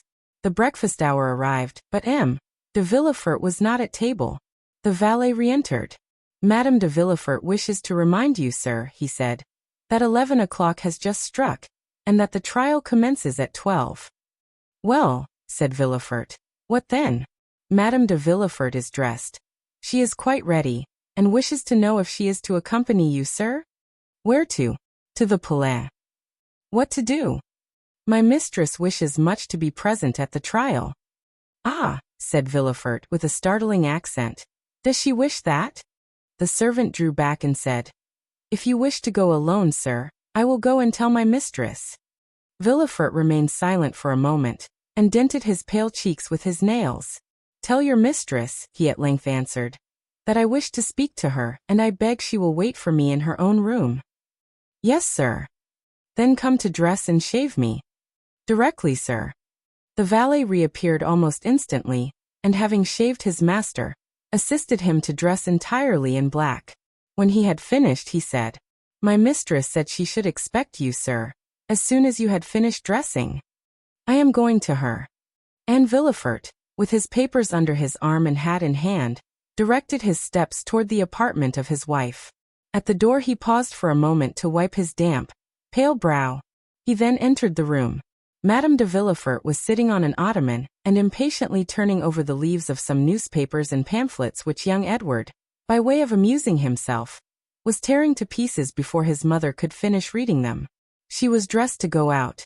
Her bonnet was placed beside her on a chair, and her gloves were on her hands. "Ah, here you are, monsieur," she said in her naturally calm voice. "But how pale you are! Have you been working all night? Why did you not come down to breakfast? Well, will you take me, or shall I take Edward?" Madame de Villefort had multiplied her questions in order to gain one answer, but to all her inquiries de Villefort remained mute and cold as a statue. "Edward," said Villefort, fixing an imperious glance on the child, "go and play in the drawing-room, my dear. I wish to speak to your mamma." Madame de Villefort shuddered at the sight of that cold countenance, that resolute tone, and the awfully strange preliminaries. Edward raised his head, looked at his mother, and then, finding that she did not confirm the order, began cutting off the heads of his leaden soldiers. "Edward!" cried de Villefort, so harshly that the child started up from the floor. "Do you hear me? Go." The child, unaccustomed to such treatment, arose, pale and trembling. It would be difficult to say whether his emotion were caused by fear or passion. His father went up to him, took him in his arms, and kissed his forehead. "Go," he said. "Go, my child." Edward ran out. De Villefort went to the door, which he closed behind the child, and bolted. "Dear me," said the young woman, endeavoring to read her husband's inmost thoughts, while a smile passed over her countenance which froze the impassibility of Villefort. "What is the matter?" "Madam, where do you keep the poison you generally use?" said the magistrate, without any introduction, placing himself between his wife and the door. Madame de Villefort must have experienced something of the sensation of a bird which, looking up, sees the murderous trap closing over its head. A hoarse, broken tone, which was neither a cry nor a sigh, escaped from her, while she became deadly pale. "Monsieur," she said, I do not understand you." And in her first paroxysm of terror, she had raised herself from the sofa. In the next, stronger very likely than the other, she fell down again on the cushions. "I asked you," continued Villefort in a perfectly calm tone, "where you conceal the poison by the aid of which you have killed my father-in-law, M. de Saint-Méran, my mother-in-law, Madame de Saint-Méran Barrois, and my daughter Valentine." "Ah, sir," exclaimed Madame de Villefort, clasping her hands, "what do you say? It is not for you to interrogate, but to answer." "Is it to the judge or to the husband?" stammered Madame de Villefort. To the judge, madam." It was terrible to behold the frightful pallor of that woman, the anguish of her look, the trembling of her whole frame. "Ah, sir," she muttered. "Ah, sir, and this was all?" "You do not answer, madam," exclaimed the terrible interrogator. Then he added, with a smile yet more terrible than his anger, "It is true then. You do not deny it." She moved forward. "And you cannot deny it," added Villefort, extending his hand toward her, as though to seize her in the name of justice. "You have accomplished these different crimes with impudent address, but which could only deceive those whose affections for you blinded them. Since the death of Madame de Saint-Méran, I have known that a poisoner lived in my house. M. d'Avrigny warned me of it. After the death of Barrois, my suspicions were directed towards an angel. Those suspicions which, even when there is no crime, are always alive in my heart. But after the death of Valentine, there has been no doubt in my mind, madam, and not only in mine but in those of others. Thus your crime, known by two persons, suspected by many, will soon become public. And as I told you just now, you no longer speak to the husband, but to the judge." 50165 M. The young woman hid her face in her hands. "Oh, sir," she stammered, I beseech you, do not believe appearances. Are you then a coward? Cried Villefort, in a contemptuous voice. But I have always observed that poisoners were cowards.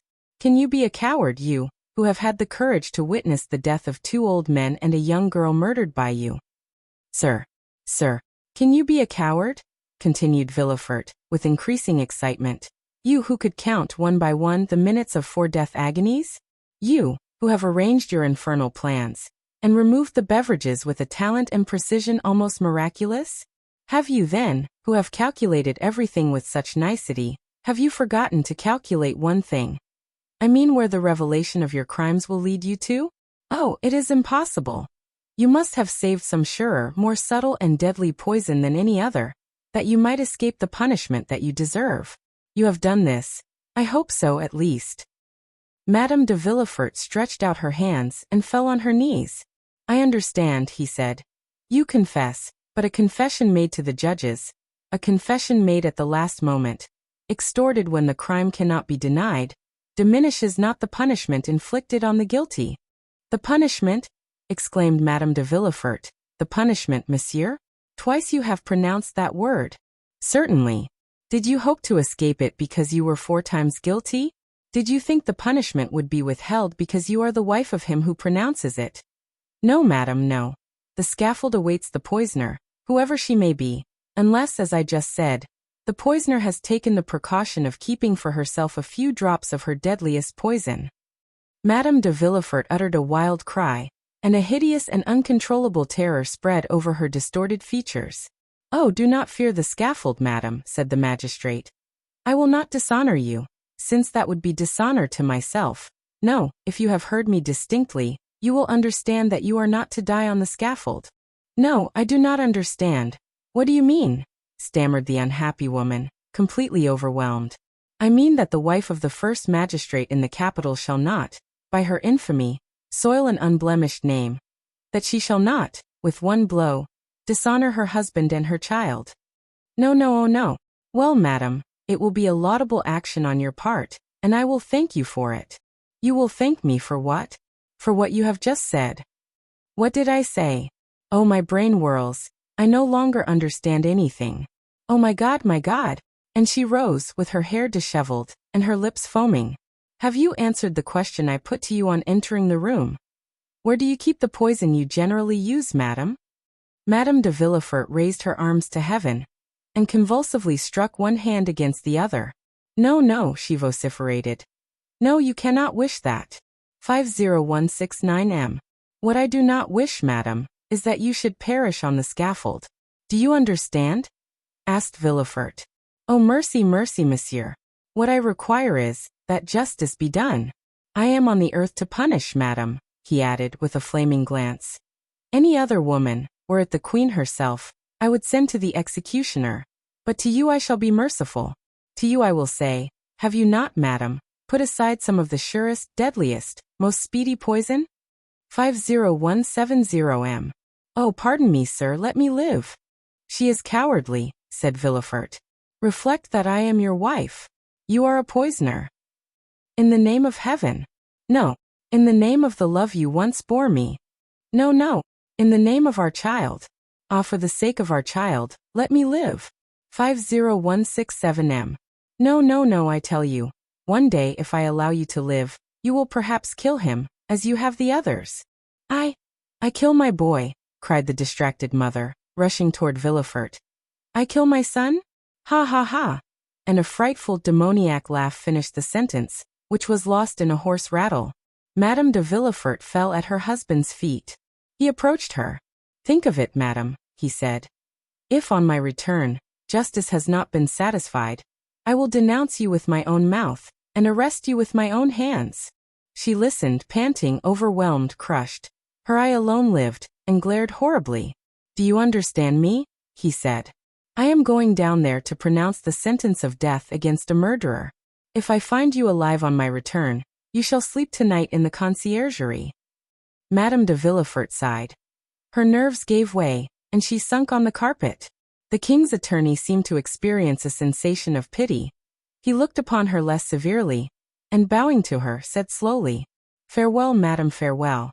That farewell struck Madame de Villefort like the executioner's knife. She fainted. The procureur went out, after having double-locked the door. Chapter 109. The Assizes. The Benedetto affair, as it was called at the Palais, and by people in general, had produced a tremendous sensation. Frequenting the Café de Paris, the Boulevard de Gand, and the Bois de Boulogne, during his brief career of splendor, the false Cavalcanti had formed a host of acquaintances. The papers had related his various adventures, both as the man of fashion and the galley slave, and as everyone who had been personally acquainted with Prince Andrea Cavalcanti experienced a lively curiosity in his fate. They all determined to spare no trouble in endeavoring to witness the trial of M. Benedetto for the murder of his comrade in chains. In the eyes of many, Benedetto appeared, if not a victim to, at least an instance of, the fallibility of the law. M. Cavalcanti, his father, had been seen in Paris, and it was expected that he would reappear to claim the illustrious outcast.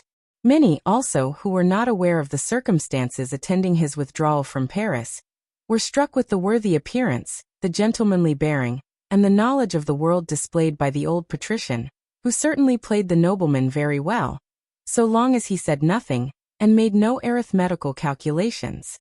As for the accused himself, many remembered him as being so amiable, so handsome, and so liberal, that they chose to think him the victim of some conspiracy, since in this world large fortunes frequently excite the malevolence and jealousy of some unknown enemy.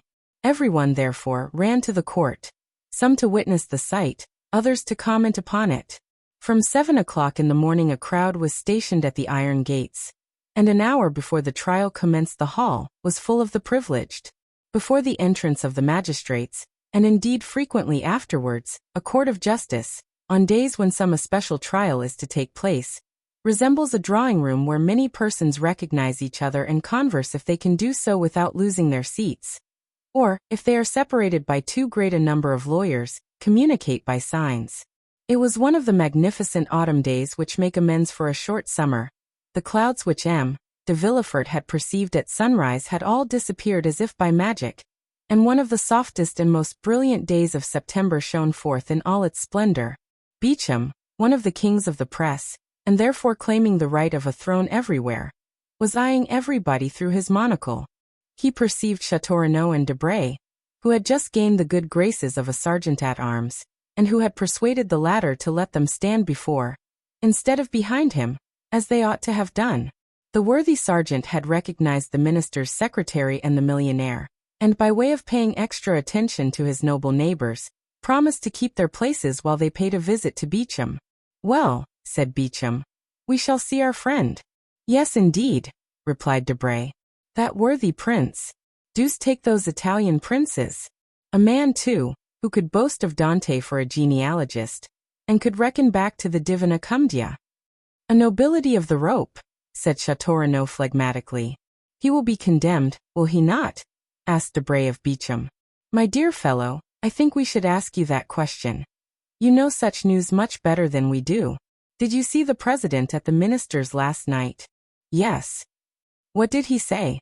"Something which will surprise you." "Oh, make haste and tell me then. It is a long time since that has happened."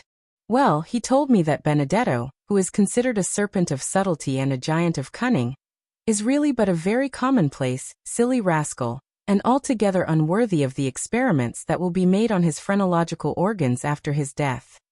"Bah," said Beauchamp, "he played the prince very well." "Yes, for you who detest those unhappy princes, Beauchamp, and are always delighted to find fault with them, but not for me, who discover a gentleman by instinct, and who sent out an aristocratic family like a very bloodhound of heraldry." "Then you never believed in the principality?" "Yes, in the principality but not in the prince." "Not so bad," said Beauchamp. "Still, I assure you he passed very well with many people. I saw him at the ministers' houses." "Ah yes," said Châteaurenaud. "The idea of thinking ministers understand anything about princes." "There is something in what you have just said," said Beauchamp laughing. "But," said Debray to Beauchamp, "if I spoke to the president, you must have been with the procureur." "It was an impossibility. For the last week M. de Villefort has secluded himself. It is natural enough. This strange chain of domestic afflictions, followed by the no less strange death of his daughter. Strange? What do you mean, Beecham? Oh yes. Do you pretend that all this has been unobserved at the minister's? Said Beecham, placing his eyeglass in his eye, where he tried to make it remain. My dear sir, said Châteaurenaud, allow me to tell you that you do not understand that maneuver with the eyeglass half so well as Debray. Give him a lesson, Debray. Stay, said Beecham. Surely I am not deceived. What is it? It is she. Whom do you mean? They said she had left. Mademoiselle Eugénie, said Châteaurenaud. Has she returned? No, but her mother. Madame Danglars? Nonsense. Impossible, said Châteaurenaud. Only 10 days after the flight of her daughter, and 3 days from the bankruptcy of her husband. Debray colored slightly, and followed with his eyes the direction of Beauchamp's glance. Come, he said. It is only a veiled lady, some foreign princess, perhaps the mother of Cavalcanti. But you were just speaking on a very interesting topic, Beecham. Yes, you were telling us about the extraordinary death of Valentine. Ah yes, so I was. But how is it that Madame de Villefort is not here? Poor dear woman, said Debray. She is no doubt occupied in distilling balm for the hospitals, or in making cosmetics for herself or friends. Do you know she spends 2,000 or 3,000 crowns a year in this amusement? But I wonder she is not here. I should have been pleased to see her, for I like her very much. And I hate her, said Châteaurenaud. Why? I do not know. Why do we love? Why do we hate? I detest her, from antipathy. Or rather by instinct. Perhaps so. But to return to what you were saying, Beecham. Well, do you know why they die so multitudinously at M. de Villefort's? Multitudinously is good, said Châteaurenaud. My good fellow, you'll find the word in Saint Simon. But the thing itself is at M. de Villefort's. But let's get back to the subject. Talking of that, said Debray, Madame was making inquiries about that house, which for the last 3 months has been hung with black. Who is Madame? Asked Châteaurenaud. The minister's wife, pardieu. Oh, your pardon. I never visit ministers, I leave that to the princes. Really, you were only before sparkling, but now you are brilliant.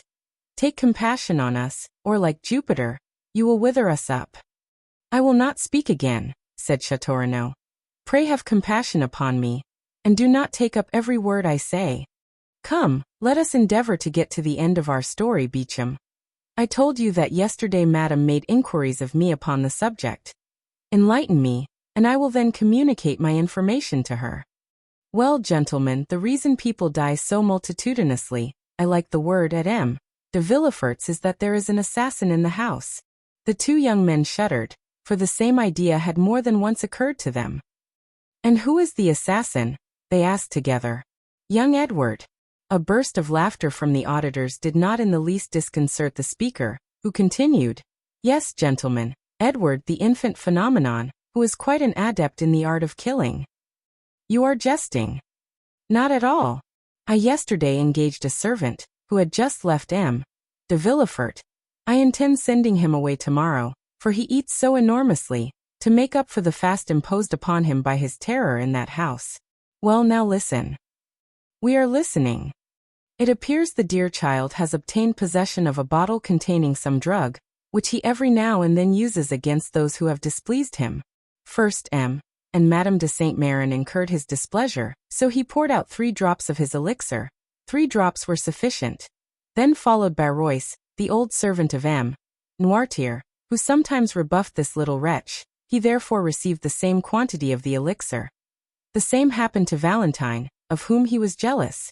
He gave her the same dose as the others, and all was over for her as well as the rest. Why, what nonsense are you telling us? Said Châteaurenaud. Yes, it is an extraordinary story, said Beecham. Is it not? It is absurd, said Debray. Ah, said Beecham.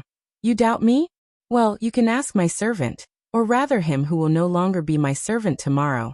It was the talk of the house. And this elixir, where is it? What is it? The child conceals it. But where did he find it? In his mother's laboratory. Does his mother then keep poisons in her laboratory? How can I tell? You are questioning me like a king's attorney. I only repeat what I have been told, and like my informant I can do no more. The poor devil would eat nothing from fear. It is incredible. No, my dear fellow, it is not at all incredible.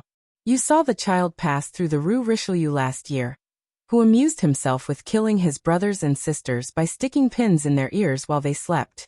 The generation who follow us are very precocious. Come, Beauchamp, said Châteaurenaud.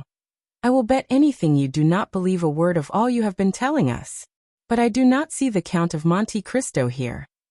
He is worn out, said Debray. Besides, he could not well appear in public, since he has been the dupe of the Cavalcanti, who, it appears, presented themselves to him with false letters of credit, and cheated him out of 100,000 francs upon the hypothesis of this principality. By the way, M. de Châteaurenaud, asked Beauchamp, how is Morel? Ma foi, I have called 3 times without once seeing him. Still, his sister did not seem uneasy, and told me that though she had not seen him for 2 or 3 days, she was sure he was well. Ah, now I think of it, the Count of Monte Cristo cannot appear in the hall, said Beauchamp. Why not?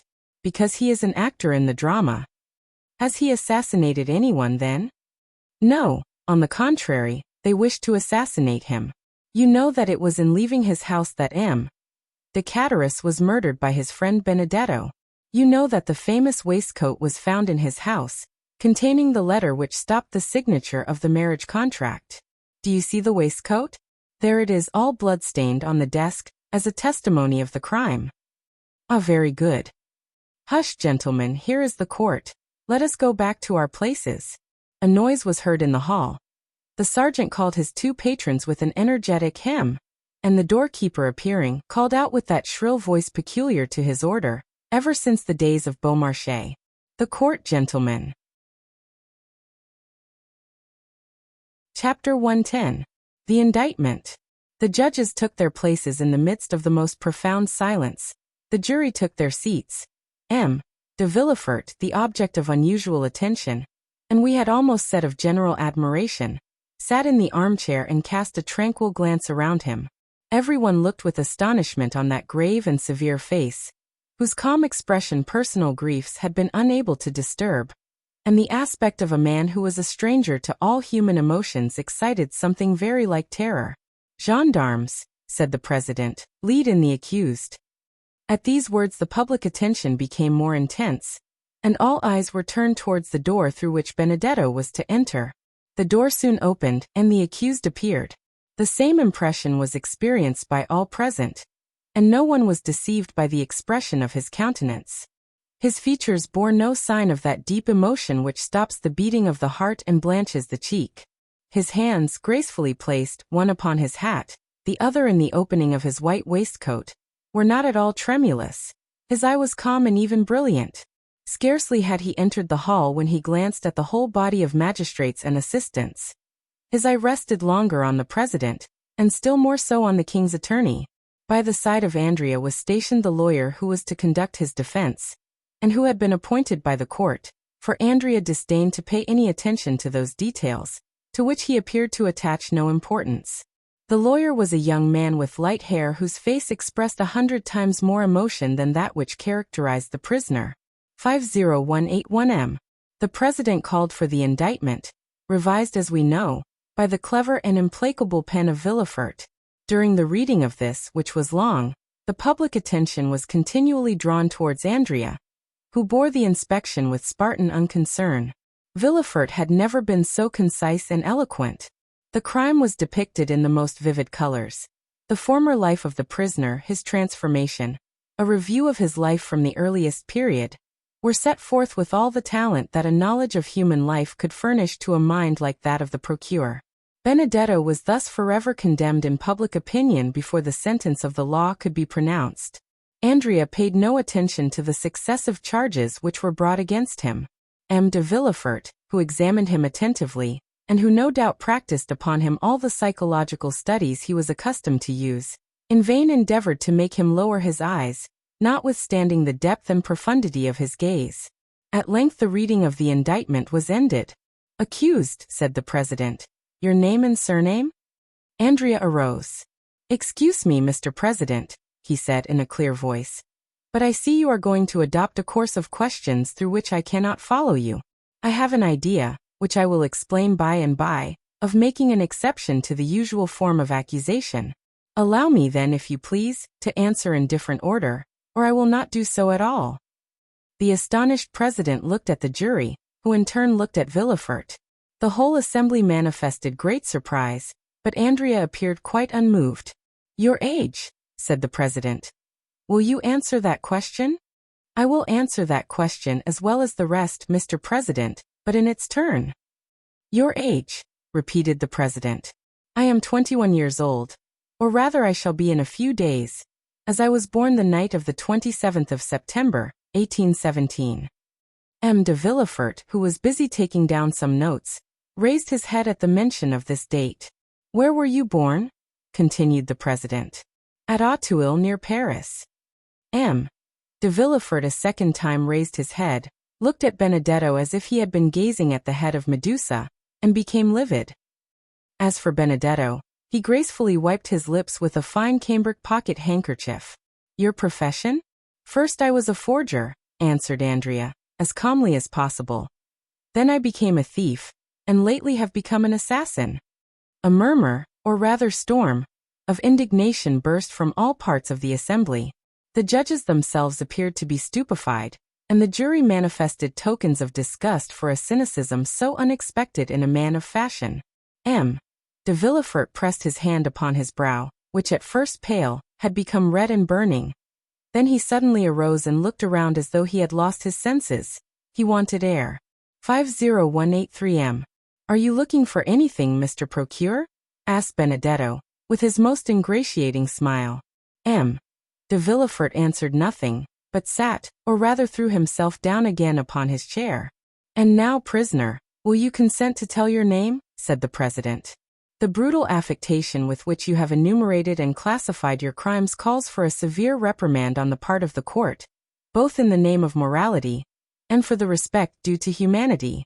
You appear to consider this a point of honor, and it may be for this reason, that you have delayed acknowledging your name. You wished it to be preceded by all these titles.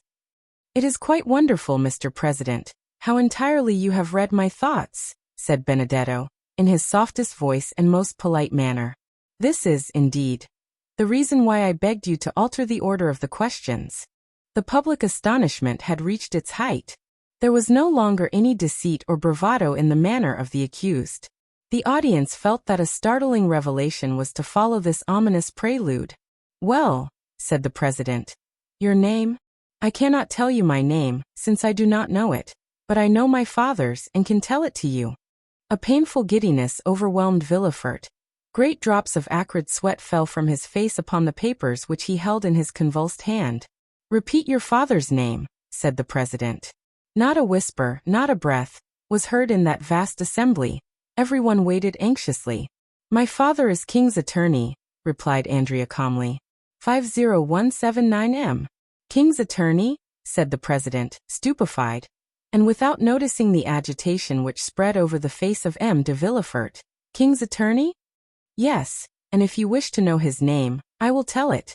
He is named Villefort." The explosion, which had been so long restrained from a feeling of respect to the court of justice, now burst forth like thunder from the breasts of all present. The court itself did not seek to restrain the feelings of the audience. The exclamations, the insults addressed to Benedetto, who remained perfectly unconcerned, the energetic gestures, the movement of the gendarmes, the sneers of the scum of the crowd always sure to rise to the surface in case of any disturbance. All this lasted 5 minutes, before the doorkeepers and magistrates were able to restore silence. In the midst of this tumult the voice of the president was heard to exclaim, "Are you playing with justice, accused? And do you dare set your fellow citizens an example of disorder, which even in these times has never been equaled?" Several persons hurried up to M. de Villefort, who sat half bowed over in his chair, offering him consolation, encouragement, and protestations of zeal and sympathy. Order was re-established in the hall, except that a few people still moved about, and whispered to one another. A lady, it was said, had just fainted. They had supplied her with a smelling bottle, and she had recovered. During the scene of tumult, Andrea had turned his smiling face towards the assembly. Then, leaning with one hand on the oaken rail of the dock, in the most graceful attitude possible, he said, "Gentlemen, I assure you I had no idea of insulting the court, or of making a useless disturbance in the presence of this honorable assembly. They ask my age, I tell it. They ask where I was born, I answer. They ask my name, I cannot give it, since my parents abandoned me. But though I cannot give my own name, not possessing one, I can tell them my father's. Now I repeat, my father is named M. de Villefort, and I am ready to prove it." There was an energy, a conviction, and a sincerity in the manner of the young man, which silenced the tumult. All eyes were turned for a moment towards the procureur, who sat as motionless as though a thunderbolt had changed him into a corpse. "Gentlemen," said Andrea, commanding silence by his voice and manner, "I owe you the proofs and explanations of what I have said." "But," said the irritated president, "you called yourself Benedetto, declared yourself an orphan, and claimed Corsica as your country." "I said anything I pleased, in order that the solemn declaration I have just made should not be withheld, which otherwise would certainly have been the case. I now repeat that I was born at Auteuil on the night of the 27th of September, 1817, and that I am the son of the procureur, M. de Villefort.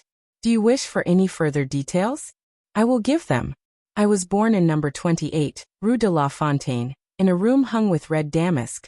My father took me in his arms, telling my mother I was dead, wrapped me in a napkin marked with an H and an N, and carried me into a garden, where he buried me alive." A shudder ran through the assembly when they saw that the confidence of the prisoner increased in proportion to the terror of M. de Villefort. "But how have you become acquainted with all these details?" asked the president. "I will tell you, Mr. President. A man who had sworn vengeance against my father, and had long watched his opportunity to kill him, had introduced himself that night into the garden in which my father buried me. He was concealed in a thicket. He saw my father bury something in the ground, and stabbed him. Then, thinking the deposit might contain some treasure, he turned up the ground, and found me still living. The man carried me to the Foundling Asylum, where I was registered under the number 37. 3 months afterwards, a woman traveled from Rogliano to Paris to fetch me, and having claimed me as her son, carried me away. Thus, you see, though born in Paris, I was brought up in Corsica." There was a moment's silence, during which one could have fancied the hall empty, so profound was the stillness. "Proceed," said the president. "Certainly, I might have lived happily amongst those good people, who adored me, but my perverse disposition prevailed over the virtues which my adopted mother endeavored to instill into my heart. I increased in wickedness till I committed crime. One day, when I cursed Providence for making me so wicked, and ordaining me to such a fate, my adopted father said to me, 'Do not blaspheme, unhappy child, the crime is that of your father, not yours. Of your father, who consigned you to hell if you died, and to misery if a miracle preserved you alive.' After that I ceased to blaspheme, but I cursed my father. That is why I have uttered the words for which you blame me. That is why I have filled this whole assembly with horror. If I have committed an additional crime, punish me, but if you will allow that ever since the day of my birth my fate has been sad, bitter, and lamentable, then pity me." "But your mother?" asked the president. "My mother thought me dead. She is not guilty. I did not even wish to know her name, nor do I know it." Just then a piercing cry, ending in a sob, burst from the center of the crowd, who encircled the lady who had before fainted, and who now fell into a violent fit of hysterics. She was carried out of the hall. The thick veil which concealed her face dropped off, and Madame Danglars was recognized. Notwithstanding his shattered nerves, the ringing sensation in his ears, and the madness which turned his brain, Villefort rose as he perceived her. The proofs," said the president. "Remember, this tissue of horrors must be supported by the clearest proofs." "The proofs?" said Benedetto, laughing. "Do you want proofs?" "Yes." "Well then, look at M. de Villefort, and then ask me for proofs." Everyone turned towards the procureur, who, unable to bear the universal gaze now riveted on him alone, advanced staggering into the midst of the tribunal, with his hair disheveled and his face indented with the mark of his nails. The whole assembly uttered a long murmur of astonishment. "Father," said Benedetto, "I am asked for proofs. Do you wish me to give them?" No, no, it is useless, stammered M. de Villefort in a hoarse voice. No, it is useless. How useless? Cried the president. What do you mean? I mean that I feel it impossible to struggle against this deadly weight which crushes me. Gentlemen, I know I am in the hands of an avenging God. We need no proofs. Everything relating to this young man is true. A dull, gloomy silence, like that which precedes some awful phenomenon of nature, pervaded the assembly, who shuddered in dismay. What, M. de Villefort? Cried the president. Do you yield to an hallucination? What, are you no longer in possession of your senses? This strange, unexpected, terrible accusation has disordered your reason. Come, recover. The procureur dropped his head. His teeth chattered like those of a man under a violent attack of fever, and yet he was deadly pale. I am in possession of all my senses, sir, he said. My body alone suffers, as you may suppose. I acknowledge myself guilty of all the young man has brought against me, and from this hour hold myself under the authority of the procureur who will succeed me. And as he spoke these words with a hoarse, choking voice, he staggered towards the door, which was mechanically opened by a doorkeeper. The whole assembly were dumb with astonishment at the revelation and confession which had produced a catastrophe so different from that which had been expected during the last fortnight by the Parisian world. Well, said Beauchamp, let them now say that drama is unnatural. Ma foi, said Châteaurenaud. I would rather end my career like M. de Morcerf. A pistol shot seems quite delightful compared with this catastrophe. And moreover, it kills, said Beauchamp. And to think that I had an idea of marrying his daughter, said Debray. She did well to die, poor girl. The sitting is adjourned, gentlemen, said the president. Fresh inquiries will be made, and the case will be tried next session by another magistrate. As for Andrea, who was calm and more interesting than ever, he left the hall, escorted by gendarmes, who involuntarily paid him some attention. Well, what do you think of this, my fine fellow? Asked Debray of the sergeant-at-arms, slipping a louis into his hand. There will be extenuating circumstances, he replied.